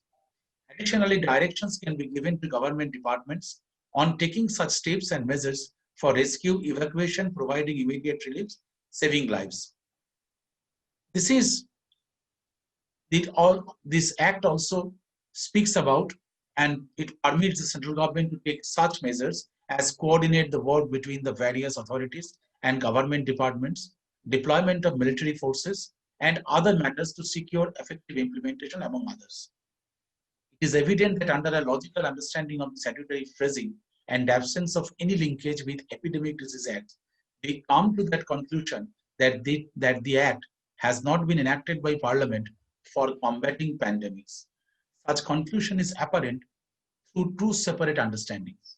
First, notwithstanding legislative intent, after textually interpreting specific provisions of the DM Act, that is Disaster Management Act, which address healthcare responsibility of federal and state responders, we have found that the Act only imposes healthcare obligations in respect of providing healthcare services in disaster-affected areas by the state executive committees, 59 district authorities, and 60 central government ministers and state government departments. Second, Vidhi Center for Legal Policy Project Fellow, Ms. Yogni Wak argues that even though the Epidemic Disease Act of 1897 grants unwritten and thus relatively unchecked enabling authority to speedily set up management systems required for a coordinated and concerted response from a legalistic standpoint, however, it is archaic, completely unprescriptive, and a colonial law that fails to meet contemporary health challenges, because we have said also. And she argues that because of the awareness of such failures, the central government has invoked the Disaster Management Act as it provides for an exhaustive administrative setup for disaster preparedness. The government has declared COVID-19 as a notified disaster, as I told you, for the purposes of assisting states' disaster relief fund in collective samples and procuring the certain instruments. The concern regarding is that not only does the earlier the letter, MHA letter provide any legal basis as to how the government can notify a disaster so as to invoke the application of the Disaster Management Act, and the Disaster Management Act itself has no provision for the central government to notify a disaster so as to invite an application of disaster management area. These are the incompleteness, and furthermore, the central government had by an order, and this Act 2005 directed all employers to pay wages to their employees during the lockdown. Such an order was questionable, as it was prima facie without jurisdiction, because Act does not contemplate or authorize the central government to make such provision for the employees who work in a private under a private employer. And ultimately, the Supreme Court of this country had stated the operation of the notification issued under this Act. Such order could only be termed as an eyewash and a tool of pretense that the government wants to look after the poor. This is a kind of a situation which depicts a picture of an ignorance, a conscious omission on the part of the government. The exercise of sovereign power through legislation, because the parliament is accountable to people. But in this form, the parliament, it is a clear picture of severe failure. That is my understanding of the situation, subject to correction. Another severe pain which we have received during this pandemic, that is the health of and the crisis of the migrant workers. The government did not find itself free from scrutiny in respect of its handling of the migrant worker crisis. In order to shed some light in this regard, it is important to mention that after a nationwide lockdown was announced with under 4 hours notice on March 24, lakhs of stranded workers tried to move out of large cities to somehow return to their villages. The Chief Minister of the Uttar Pradesh, one of the states of our country, who had provided 37 luxury buses to transport 1,800 Gujarati pilgrims from Haridwar to Ahmedabad at the behest of the Union Home Minister on that very day, tweeted on March 27, and that his government had arranged for 1,000 buses to transport UP workers stranded in Delhi and Gurgaon to their home villages from Ghaziabad. Thousands of stranded workers gathered at Anand Vihar and Kausamabi on March 28, where they were told that Delhi government would provide buses to drop them where the UP government's 1,000 buses were waiting. Similar scenarios were playing out in other states where millions of workers were stranded.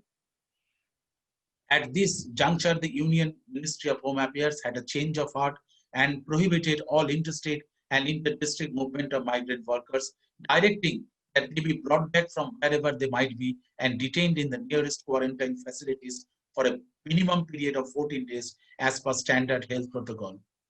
The March 29 order said nothing about what would happen to the stranded workers or their families after 14 days, but threatened that the district magistrate and senior police functionaries would be held personally liable for the implementation of these draconian orders. This portion I have read for you is an article titled "In the Supreme Court is a Thrall of Government," written by Chandra Udar Singh. Now, Basu, I'm sorry to interrupt. You have 2 minutes left. Okay, thank you, Sanghamitra. I will complete it. I will complete this. As I said at the outset, that our country is guided by the Constitution of India. Constitution is the supreme law, and it is the only law. And no moral reading of the Constitution remains outside the linkage of human rights and human sufferings. That is what the jurist of our country has understood the Constitution. And I say there are certain things we must look into. That one of the most admirable goals of a democratic system in making decisions, while taking the interest of the majority into an account, there are certain measures. Good and reasonable decisions are not enough. It is implementation and effectiveness by the political leaders and the executives are very important. Executives of this country, they are one of the constitutional authorities. They are not like a domestic help or the shape of a hotel. They are serving the political leaders. They must understand the basic things, that they have independent existence under the Constitution. Our erosion of faith towards the political leaders and executives are very alarming. And we must know that democracy is not an evening tea party. It is often clashes of ideas and opinions. And we must take into account that in order to get a good government is not the only term. We must a sound and sensitive government, and which allows a climate of tolerance. That is what I have understood. Because of the brevity of time, I could not express my mind. It is my fault. I could not make myself prepared within the time. I'm sorry, and thank you to all of you for lending your ears to me. Thank you. Thank you so much, Advocate Basu. From his presentation, it could be deduced that the central government's dependence on inadequate legislation, as well as the handling of the migrants during the pandemic, led to people's reduced faith in the central government. Thank you once again for your presentation. If any panelist wants to ask Advocate Basu any question, please go ahead. Any questions for Advocate Basu from the panelists? No. Yes, please go ahead. Professor Kriesberg, please go ahead. Yes, I'm not, okay. I think your case is more extreme, but in all the cases, the governments take actions without very much public engagement. And I've been thinking about the possibility that in most cases, some more public engagement was feasible. Democratic governments have legislatures and they might discuss what are the alternatives, or having forums where various interest groups are represented and they talk, what are the alternatives? And in the end, there may be a governmental decision, but everybody will feel that their point of view has been heard at least, and that might build more solidarity and acceptance, because every government seems to have trouble with resistance at some point to what some others have decided to do. That's more an observation, but perhaps it strikes the thought about what alternatives might be operative.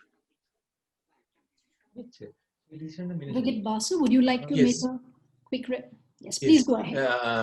Professor Kriesberg, yes, that I bow down to your observation. It is one way of looking at the problem. But in India, what we have faced, that is not only the implementation of the law, but also the lack of pragmatic approach in making the law. Because if the parliament is unable to understand the contemporaneous tone, and if it is not understanding the situation of the country or the present time, because 1897 there was a situation, and after 123 years, this is a new situation. It is not that they could not anticipate. The question is inability to foresee the situation after analyzing and assessing the past experience. That is a providence, that is the wisdom, that is the province of wisdom, I must say, subject to correction, Professor Kriesberg. But ultimately, because of the inability to foresee the situation and to lack of timely legislation, the common men of this country had to suffer. Although our government has made certain steps which are commendable also, but they should have been more proactive.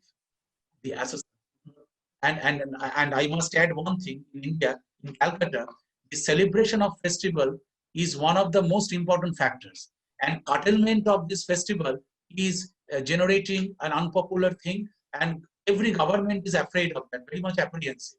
But the Calcutta High Court, the division bench of the Calcutta High Court, the Honorable Justice Sandeep Banerjee and Honorable Justice Odijit Banerjee, they have come up with a courage, because sometimes people say that court often acts with an agent of injustice. But in our country, because of the existence of the brilliant judges and the brilliant constitution, ultimately they have checked up the people from worse suffering, because they have controlled the masses to be gathered, and ultimately they have implemented the law, and it is a kind of judicial legislation which ultimately obeyed the people to maintain social distancing and all other safety measures. The High Court has laid down the law during this 2020 Puja celebration at the time in Calcutta, in West Bengal, I must say. And this is a unique judgment. I must express my mind to you. This is a thing, and the court came up with certain modalities, and that has laid down a correct law according to my humble understanding of the law. And in a situation like this kind of judgment, we are welcoming this, because in lack of proper legislation, in lack of proper political executive and executives, this kind of judgments, which ultimately compels us to maintain a correct and proper lifestyle. Thank you so much. Any more questions for Advocate Basu? Any more questions for Advocate Basu? Okay, thank you so much, Professor Kriesberg. Sanghamitra, may I seek your kind leave, if you kindly permit me, because I have one court case I have to attend at 11:30. If I can manage, I'm trying. I will get back to. I will come back. If you kindly give me some time, because I have a professional commitment. If you kindly, if it is possible, subject to kind sanction of all the speakers and the panelists. I don't know whether it is proper for me, but still I have disclosed my mind. It will start at 11:15. Okay, thank you so much for being here with us. We really liked your presentation. Thank you once again. Yes. We'll now move on to the next speaker. We have Dr. Sebastian. Dr. Sebastian, please go ahead. I want to share my slides here. So is it visible now? Yes, please go ahead. Okay. All right. Okay, so 1 second. All right. So once again, thank you for inviting me here on this platform. So it was a great sharing session where we saw various domains of political practices across different countries. Now, focusing the attention to Singapore now and talking about public trust and political practices during COVID. So the objective of my presentation here today, my slides are not moving. Okay. Is how government's competency influenced social trust and compliance in Singapore during COVID. Now, competency could be defined in terms of its capacities. Now, capacities could be fiscal capacity, it could be operational capacity and policy capacities, okay? And then we talk about the reliability in delivering these public services and anticipating new needs as well. So competency comprises of all these components, and how this competency allowed Singapore to gain social trust and compliance during this pandemic. Okay, so Singapore, as we know, is an East Asian developmental state, and it retains its legitimacy and credibility through performance. So it's also called performance legitimacy, and it accomplishes this performance legitimacy through socioeconomic goals, social and political stability, good governance, and economic growth. And this legitimacy of government has ensured a high level of socio-political trust among people, and various studies have supported the same argument. And along with trust, not just trust, Singaporean population has broadly exhibited a high level of compliance as well with the government's prevention and control measures. And it's evident everywhere. If you step out here, it's evident everywhere that most of them comply with government's prevention and control measures. Now, this performance legitimacy of the government was further enhanced by government's success in managing past crises and pandemics like the SARS outbreak in 2003 and the global financial crisis in 2008, and now the COVID pandemic too. Now, how were the initial days like in Singapore during COVID? So Singapore was one of the first ASEAN countries to take official cognizance of threat of COVID. It announced a ministerial task force to lead a national response and responded early and proactively to the signals received from China. However, over time, due to the rising infection rate, government had to announce a 2-month lockdown starting from April to June, and it was famously known as the circuit breaker. Studies also have shown that government has taken a lot of control measures like travel bans, contact tracing, compulsory mask wearing, social distancing, along with financial relief to businesses and households. Now, the issue of health and treatment of foreign migrant workers in dormitories definitely continues to be a subject of ongoing debates. However, it should also be brought to light that the mortality or the fatality rates still remain very low as compared to other countries of the world. Now, analyzing Singapore's response to COVID through different capacities of the government, and firstly focusing on the policy capacity. So Singapore, being a very small island city comprising of merely 5.6 million people and having a limited geographical size, it becomes easy for the government to monitor and restrict the movement of its people. So adding to this demographic and geographical advantage, Singapore, the high levels of political centralization in Singapore makes it easy to act quickly and ensure a high level of social compliance. Now, Singapore's experience in managing COVID can be mainly attributed to its efficient public administration system, so which comprises again of the public healthcare system and high levels of policy capacity, and also the experience it gained from controlling the SARS outbreak in 2003, which resulted in heavy investments in public healthcare system and medical R&D over time. So if you see Singapore's policy capacity, they are a result of an overtime effort. So it's a cumulative process of efforts over time. Now coming to the operational capacity of managing the COVID crisis. Now, how did government what was the highlighting feature of operational capacity? It was its healthcare system, again, which is ranked one of the top in the world. And also the main feature of its availability of hospital beds and resources for treating these infected patients. However, even these fancy features and facilities turned out to be inadequate when large infection clusters erupted among the migrant workers, as all of us know.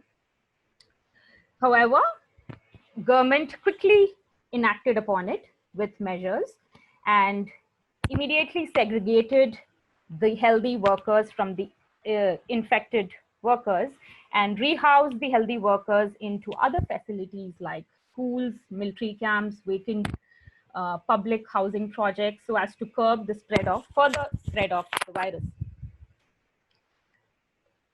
Now, so this reflects that the availability of physical infrastructure is extremely crucial to ensure operational capacity while policy making.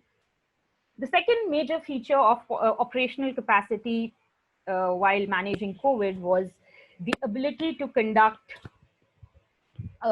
extensive contact tracing, like my friend from Philippines, Alminda, also pointed out. So Singapore also has similar digital contact tracing apps with high-tech technologies where we can do safe entries when we are walking in malls or hospitals or any place, public places we enter. So this enabled the government to quickly trace the immediate contacts of infected people, trace them, isolate them or treat them, and prevent the further spread of the disease. Now, having talked about the operational capacity as well as the policy capacity, so these are incomplete or they can't be functional. They can't, the projects can't be implemented if you don't have fiscal capacity. So this fiscal capacity was derived from the large national reserves of Singapore. In total, 4 budgets were introduced to meet the economic needs that may arise at different points of crisis in terms of ensuring business continuity. A lot of cash payouts were given to individuals and households, and workers' wages were subsidized to retain workers as well as hire workers even more in terms of job support scheme, in terms of COVID support grant, and lots of tax reliefs to businesses as well. Now, also on the fiscal capacity side, it also provided free COVID testing and medical care for its citizens, which ensured willingness from the public to be tested and seek medical care on time, since it's free, so they don't bother about the cost. So this brings me to the conclusion of this presentation. And so all through this COVID management experience, it has been observed that the role of public communication was a very important, played a very important role in ensuring compliance. There were clear and concise policy directions and advice delivered through traditional as well as social media on a daily basis, which helped gain social trust and thereby compliance among people. Also, the presence of these interdependent capacities, which are fiscal, analytical, operational, policy capacities of government, they resulted in lower levels of COVID-related fatalities, as well as minimal community transmission, with the exception of migrant workers, of course. So Singapore has actually provided a very good insight to policy capacities that can be used to deal with pandemics. However, given the Singapore's unique socio-political demographic context, the applicability of these lessons in managing COVID may be more relevant to smaller states or city level governments. So what I think. So that's about it. Thank you. Thank you so much, Dr. Sebastian. It was understood from Dr. Sebastian's presentation that public trust in government authorities fluctuated in Singapore. It showed how communicating the risk of pandemic and the measures taken by the government, like advising, tracking, testing, stimulus packages, etc., could help influencing trust and compliance. Thank you so much once again. Panelists, if you have any question for Dr. Sebastian, please go ahead. Could I ask a question? Yes, yes, please. yes, Greg. I'm just interested in Singapore being a city-state and a very densely populated one at that. Right. How does it, you know, so how, for example, would it differ from, say, somewhere like New York City, which is probably just as densely populated, if not as densely populated? How is Singapore able to kind of combat the spread of the virus and stuff in ways that, say, for example, New York City wouldn't be able to? Like I said here, the government was really proactive right from the start in terms of implementation. And also the fact that the government here is very centralized. So, so the proactiveness of government would be a major differentiating factor between, say, New York and Singapore. So how proactively, even though there were certain flaws with respect to anticipating migrant needs or migrant worker needs, but still the fact that it jumped into action and it actually provided solutions to those problems. And for example, in the migrant worker case, when this issue cluster broke, so this was the only prominent issue that was treated as a flaw in the policy making. So when this foreign worker issue broke, migrant issue happened. So these migrant workers were residing in a room of close to 20 beds in one room.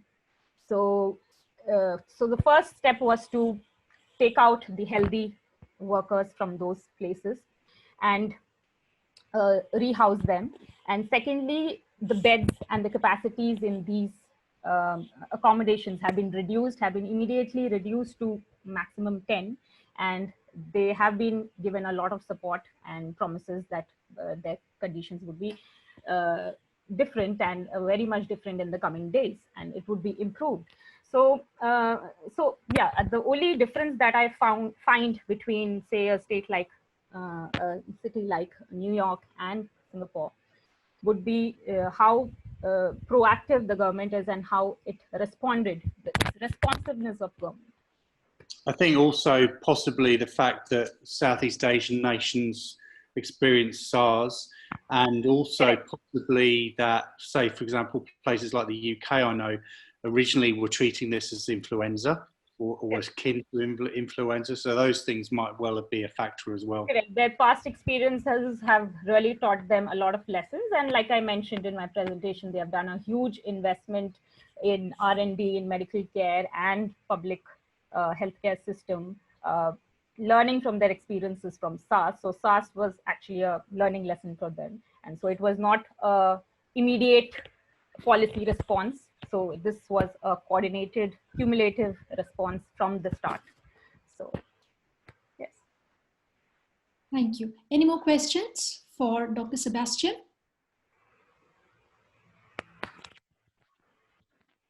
Okay, thank you once again, Dr. Sebastian and Professor Martin. Now we'll move on to our next speaker, Professor Saha. Professor Saha, you may go ahead and start presenting. Hi. Just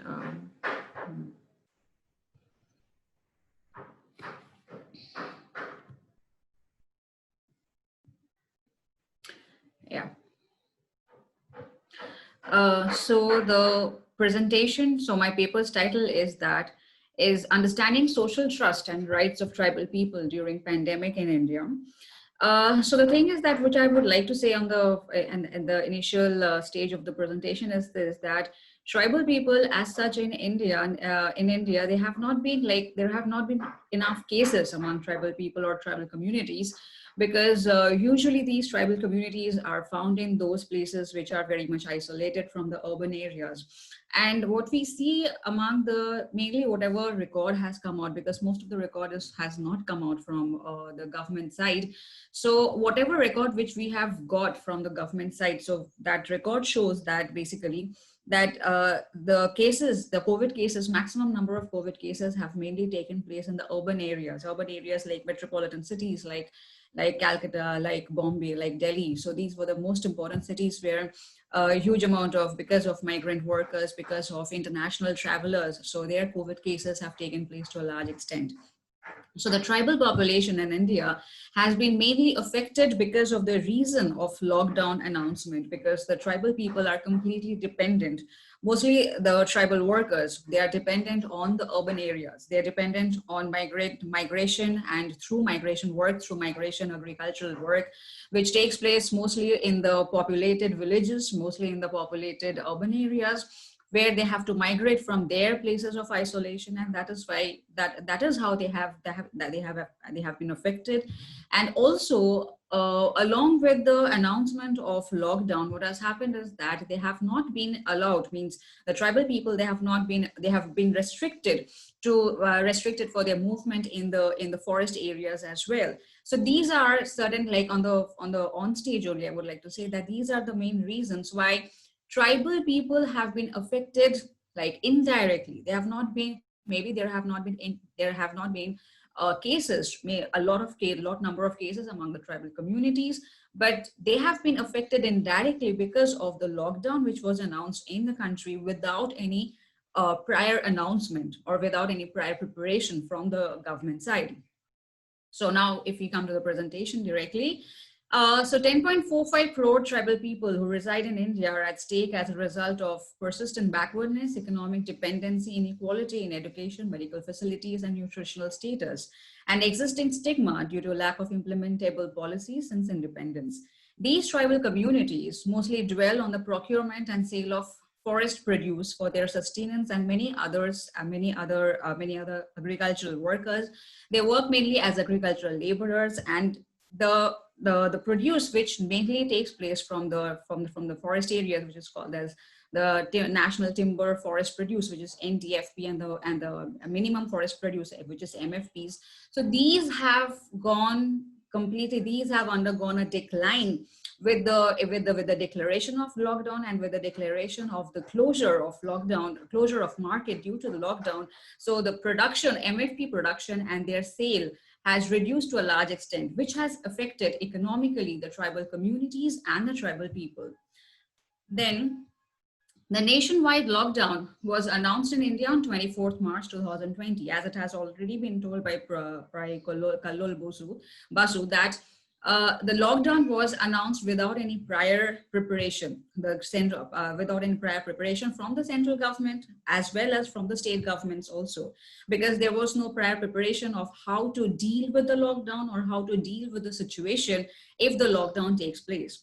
So countries like Australia, Costa Rica, New Zealand, and others have announced plans and schemes and specifically for the tribal rights during the pandemic. Costa Rica issued guidelines for prevention of the pandemic in indigenous territories. Like New Zealand introduced cultural practices which will help the indigenous population to cope with the pandemic and also maintain their traditional culture. The Ministries of Health in Colombia and Peru established the COVID-19 Bionational Committee to address the situation of the indigenous people in the living in the Amazon transborder areas. However, any such kind of policy or any such kind of program has not been introduced by the Indian government for looking after the tribal people or for taking care of the tribal people and their economic condition.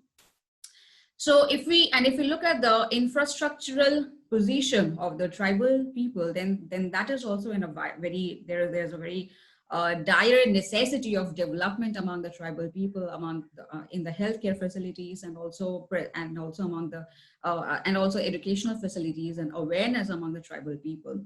So ST women and men in the age group of 15 to 49 years who are affected with asthma is also higher in number than the SC and OBC people, which is the scheduled caste and other backward class people. And there is also high incidence of other diseases like asthma, diabetes, goiter, which is found more among the tribal population, among the ST population in India. There is very high incidence of tobacco addiction among the ST population. 26.3% of the ST women and 71.2% of the ST men are affected with tobacco addiction, which is highest in comparison to the other population in the same age group. Only 2.6% of the ST households have a member with health insurance. This is a very stark, this is a very grave and a very like miserable reality that only 2.6% of the ST households have a member with high health insurance, which means that they do not receive any form of medical facility during the time of pandemic, during such crisis situation, which is like the pandemic situation or any other crisis or any other crisis which takes place during in such healthcare problems, right?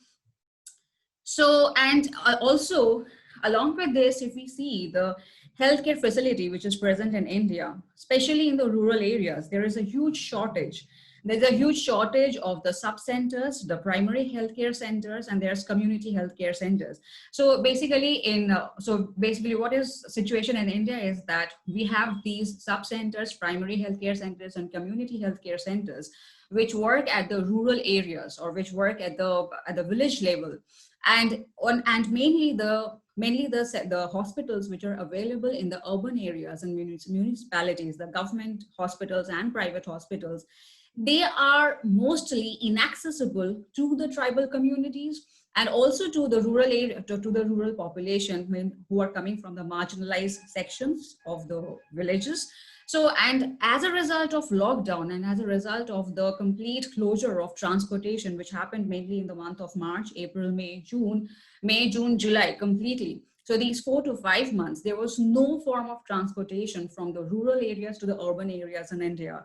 There was no train transportation, there was no bus transportation, there was no form of transportation, which ideally meant that if there is any problem in the rural area, if a person who is basically undergoing some problem in healthcare issue in a rural area, if the person have to go to the urban area for health checkup or for health facilities, then it was ideally impossible. And again, if we talk about the tribal people among them, awareness is so low that they would not at all come out of their community and also not come out of their isolated regions to go to the urban areas and access those medical facilities. Also, there's another problem, which is that is the economic capacity. The tribal people, the tribal population, they do not have the economic capacity to go to these medical places, to go to these private hospitals or government hospitals which are present in the urban areas to seek medical facility during such a condition. So we can see the numbers over here, and there's such huge amount of shortfall which is taking place in the public healthcare system in India. So, and in order to recover, I think it is not possible to talk about the government at the moment, because this is a situation which has been taking place since 70 years. Even after independence, the situation has not improved. So within 6-7 months, it is not at all like thinkable, or it is not at all it is not at all acceptable to understand or to feel that the government will be able to bring about a drastic change in the public healthcare facility. Problems of healthcare facilities in the tribal areas. The problems is that these households, they are covered by only 2.6% of the household, ST households are covered by health scheme or health insurance. Distance to health facility, 44% of the STs, they have a huge distance from the health facility. Distance in the sense that they are mostly far away, they are mostly residing far away from basic healthcare facilities like basic primary health centers or the basic community health centers, because the tribal communities usually reside in very isolated areas where the public healthcare centers and community healthcare centers are not at all organized or not at all built. And at least one problem in accessing healthcare. 67% of the ST households, that has been noted from the statistical profile of scheduled tribes, which has been published by Government of India, that 67% of ST households, they do not have awareness. They do not have, there are several other problems of accessing healthcare facilities. So 74.7% of the STs opt for open defecation. 77.4% of the households do not have latrine facilities. Only 22.6% of ST households have latrine facility within their premises. 33.6% of the STs have to travel far away to get drinking water, and only 19.7% of the households have sources of drinking water within their premises. Along with lacking the availability of drinking water, 24% of the rural ST households and 16% of the urban ST households did not receive safe drinking water, according to the National Sample Survey Organization survey of 2008-2009. So even then the situation was like this, and it has not at all improved to a large extent currently. And given this statistics, or given this data, or given the situation, it is very difficult to understand, or it is very difficult to realize that how is it actually possible for the tribal communities to maintain social distancing when they have to travel far away for open defecation, when they have to travel far away for collecting drinking water. So it is very difficult to accept, or it is very difficult to think that they will be able to actually maintain the norms and policies of social distancing to a large extent. Along with this, majority of the tribal population, they depend on minor forest produce and non-timber forest produce, which is NTFP, a major source of economic sustenance and livelihood. In Dindigul district of Tamil Nadu, the Paliyar tribal youth dwell on honey as MFP. Professor Saha, I'm sorry to interrupt, but you have 2 minutes left. Okay, so I need to rush through. Actually, so the next few parts of presentation, what I have actually tried to mention is that, so there are these different tribal groups who are being affected, and also along, these are also mainly, there are PVTGs, that is particularly vulnerable tribal groups like the Baigas in Madhya Pradesh, who have reported several problems as a result of the lockdown. As a result of the lockdown, medical healthcare facility in the isolated tribal communities have been reduced. They have also, their economic capacity has also come to nil because they are not being able to access the MFPs and NTFPs, which they usually sell in the market for their sustenance and livelihood.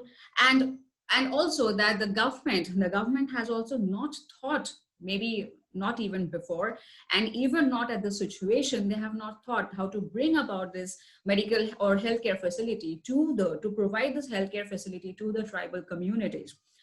And on top of this, what they have done is that the central government has introduced a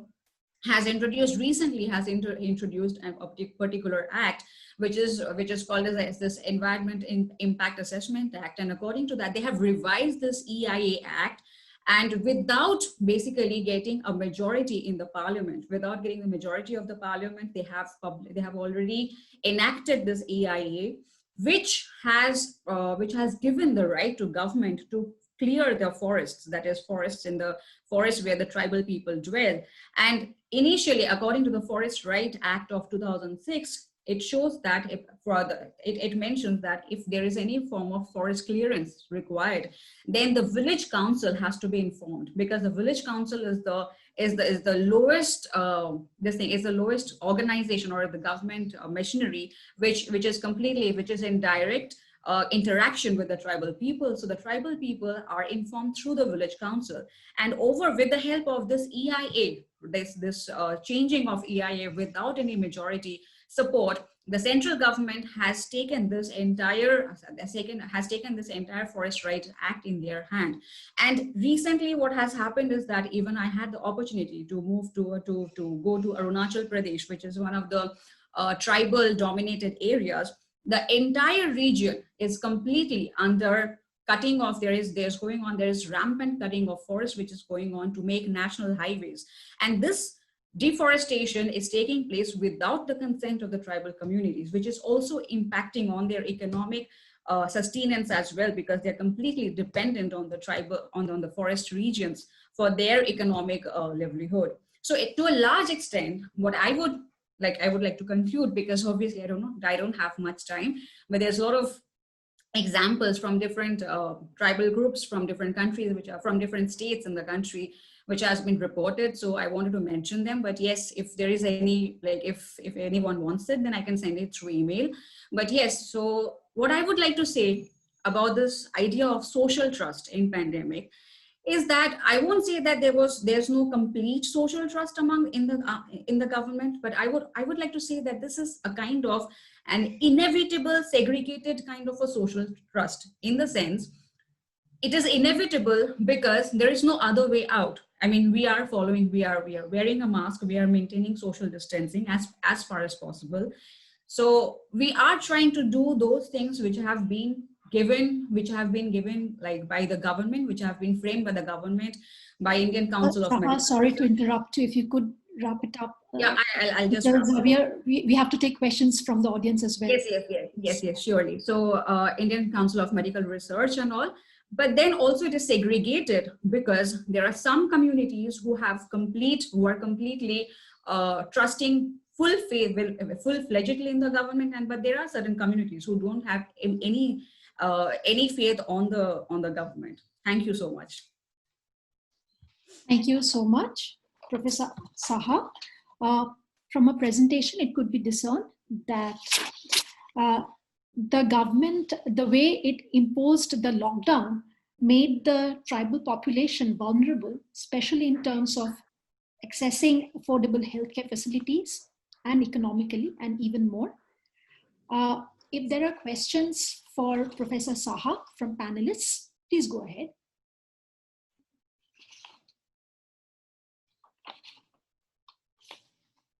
If there are questions for Professor Saha from panelists, please go ahead. Okay, then I will open the session to questions from the audience. If we come to the Q&A section, we see that there are two questions, one for Dr. Sebastian and one for Professor Kriesberg. We'll start with Dr. Sebastian. Dr. Sebastian, how would you like to answer this question? Answer live? Okay, great. Yeah, I have opened my mic for this. Okay. So as we know that there has been the airline industry in Singapore has been massively hit, laying off many workers. And in an attempt for that, the Hong Kong-Singapore air travel bubble was started. But because of the sudden eruption of COVID cases in Hong Kong, the Hong Kong-Singapore air travel bubble couldn't last, but it just has got deferred. But if we see the demand for those people who opted for Hong Kong-Singapore bubble was too high, and we can definitely expect, as and when the situation is under control, we can definitely expect it in a future few weeks to or whenever the situation comes under control for this to resume. On the other hand, not just travel, in terms of tourism, etc. Also, government is doing a lot in terms of promoting tourism among the local community by allowing for staycations in hotels, by giving them vouchers. And also there's something called the cruise to nowhere, where people can travel, they cannot go to any port, but they can travel in the ship for 2-3 nights and come back to the Singapore port. So it's exclusively open for the Singaporean population. So government has been trying to upgrade through, because travel and tourism being a massively hit industry. So it is trying in its best to come up with measures to promote as much as it can. And it can be seen to be improving in 2021, hopefully. Thank you. Thank you. Thank you so much. We have another question for Professor Kriesberg. Professor Kriesberg. I think I just want to make sure, am I being heard? Yes, yes, you can be heard. Okay. Please go ahead. I think that Biden is making very clear that he will have a national policy and take some responsibility. I think the long-term emphasis on inequality, which the appointment of Yellen as Secretary of the Treasury is indicative, and on global warming are ways in which he can justify engagement for common problems as well as dealing with COVID-19. Of course, now that the vaccines are coming in, that makes it seem more manageable. But the economy obviously has been damaged seriously, and I think he will be much more active to make sure that compensation is given in the first big program for support, which has been held up by the Republicans for reasons that they can't explain. They give no justification for not continuing to justify to provide aid for the people who have been impacted so dreadfully by the closing of the economy. So I'm very hopeful. He has a style which is soothing, and I think everybody, even his supporters, are tired. The jubilation in the streets when he was declared defeated was spectacular. And of course, it was even shared around the world. So I appreciate that from all of you. I'm sorry that we are such an object lesson of how not to proceed, but we have overcome, and I think we shall overcome in many other ways. Thank you. Thank you so much. We have one question. It's on the YouTube page, and the question is this.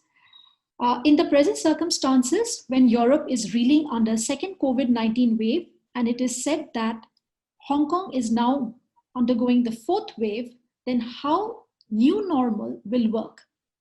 It's a question, it's an open question. Any panelist can choose to answer it. Please go ahead.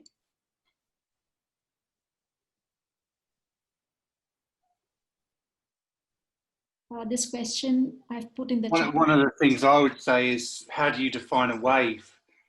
You know, I mean, it's and it goes to what was said right at the beginning by Professor Kriesberg, you know, different countries experience things differently. So recently in Australia, we had this notion of South Australia about to experience a second wave, but of course they never experienced a first wave.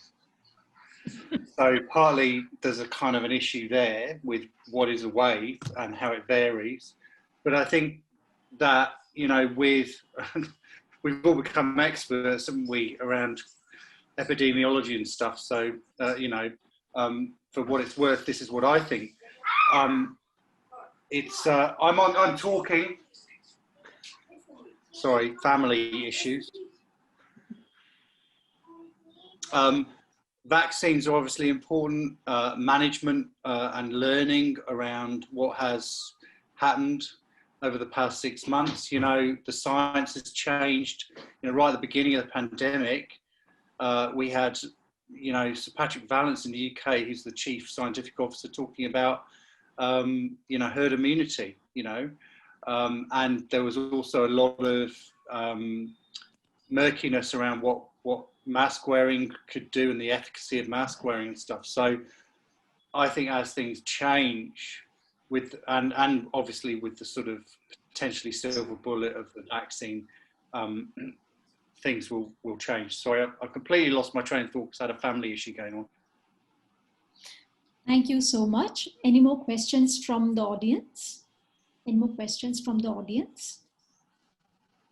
You can either type it in Q&A, or if you choose to raise hand, then I can, go ahead and request you to ask that question. Any more questions from the audience? Okay, there's actually one request from the audience, and it says that, is it possible to get the PowerPoint presentations shown by the eminent speakers? Now, I'm afraid here you will have to seek permission from the speakers themselves. If they are fine sharing their PowerPoint presentations, then no issues at all. But first you'll have to seek the permission of the speakers themselves. It's 11:30 a.m. and in India time, 11:30 a.m. and I think it's 5 p.m. Australia time, AEDT time. We have covered this session in the stipulated time, and I'm very thankful to everyone, the panelists, the audience. Thank you so much for being part of today's session. Thank you a lot for making this session what it is. Thank you once again. Any closing remarks from any panelist, anything, before we could just,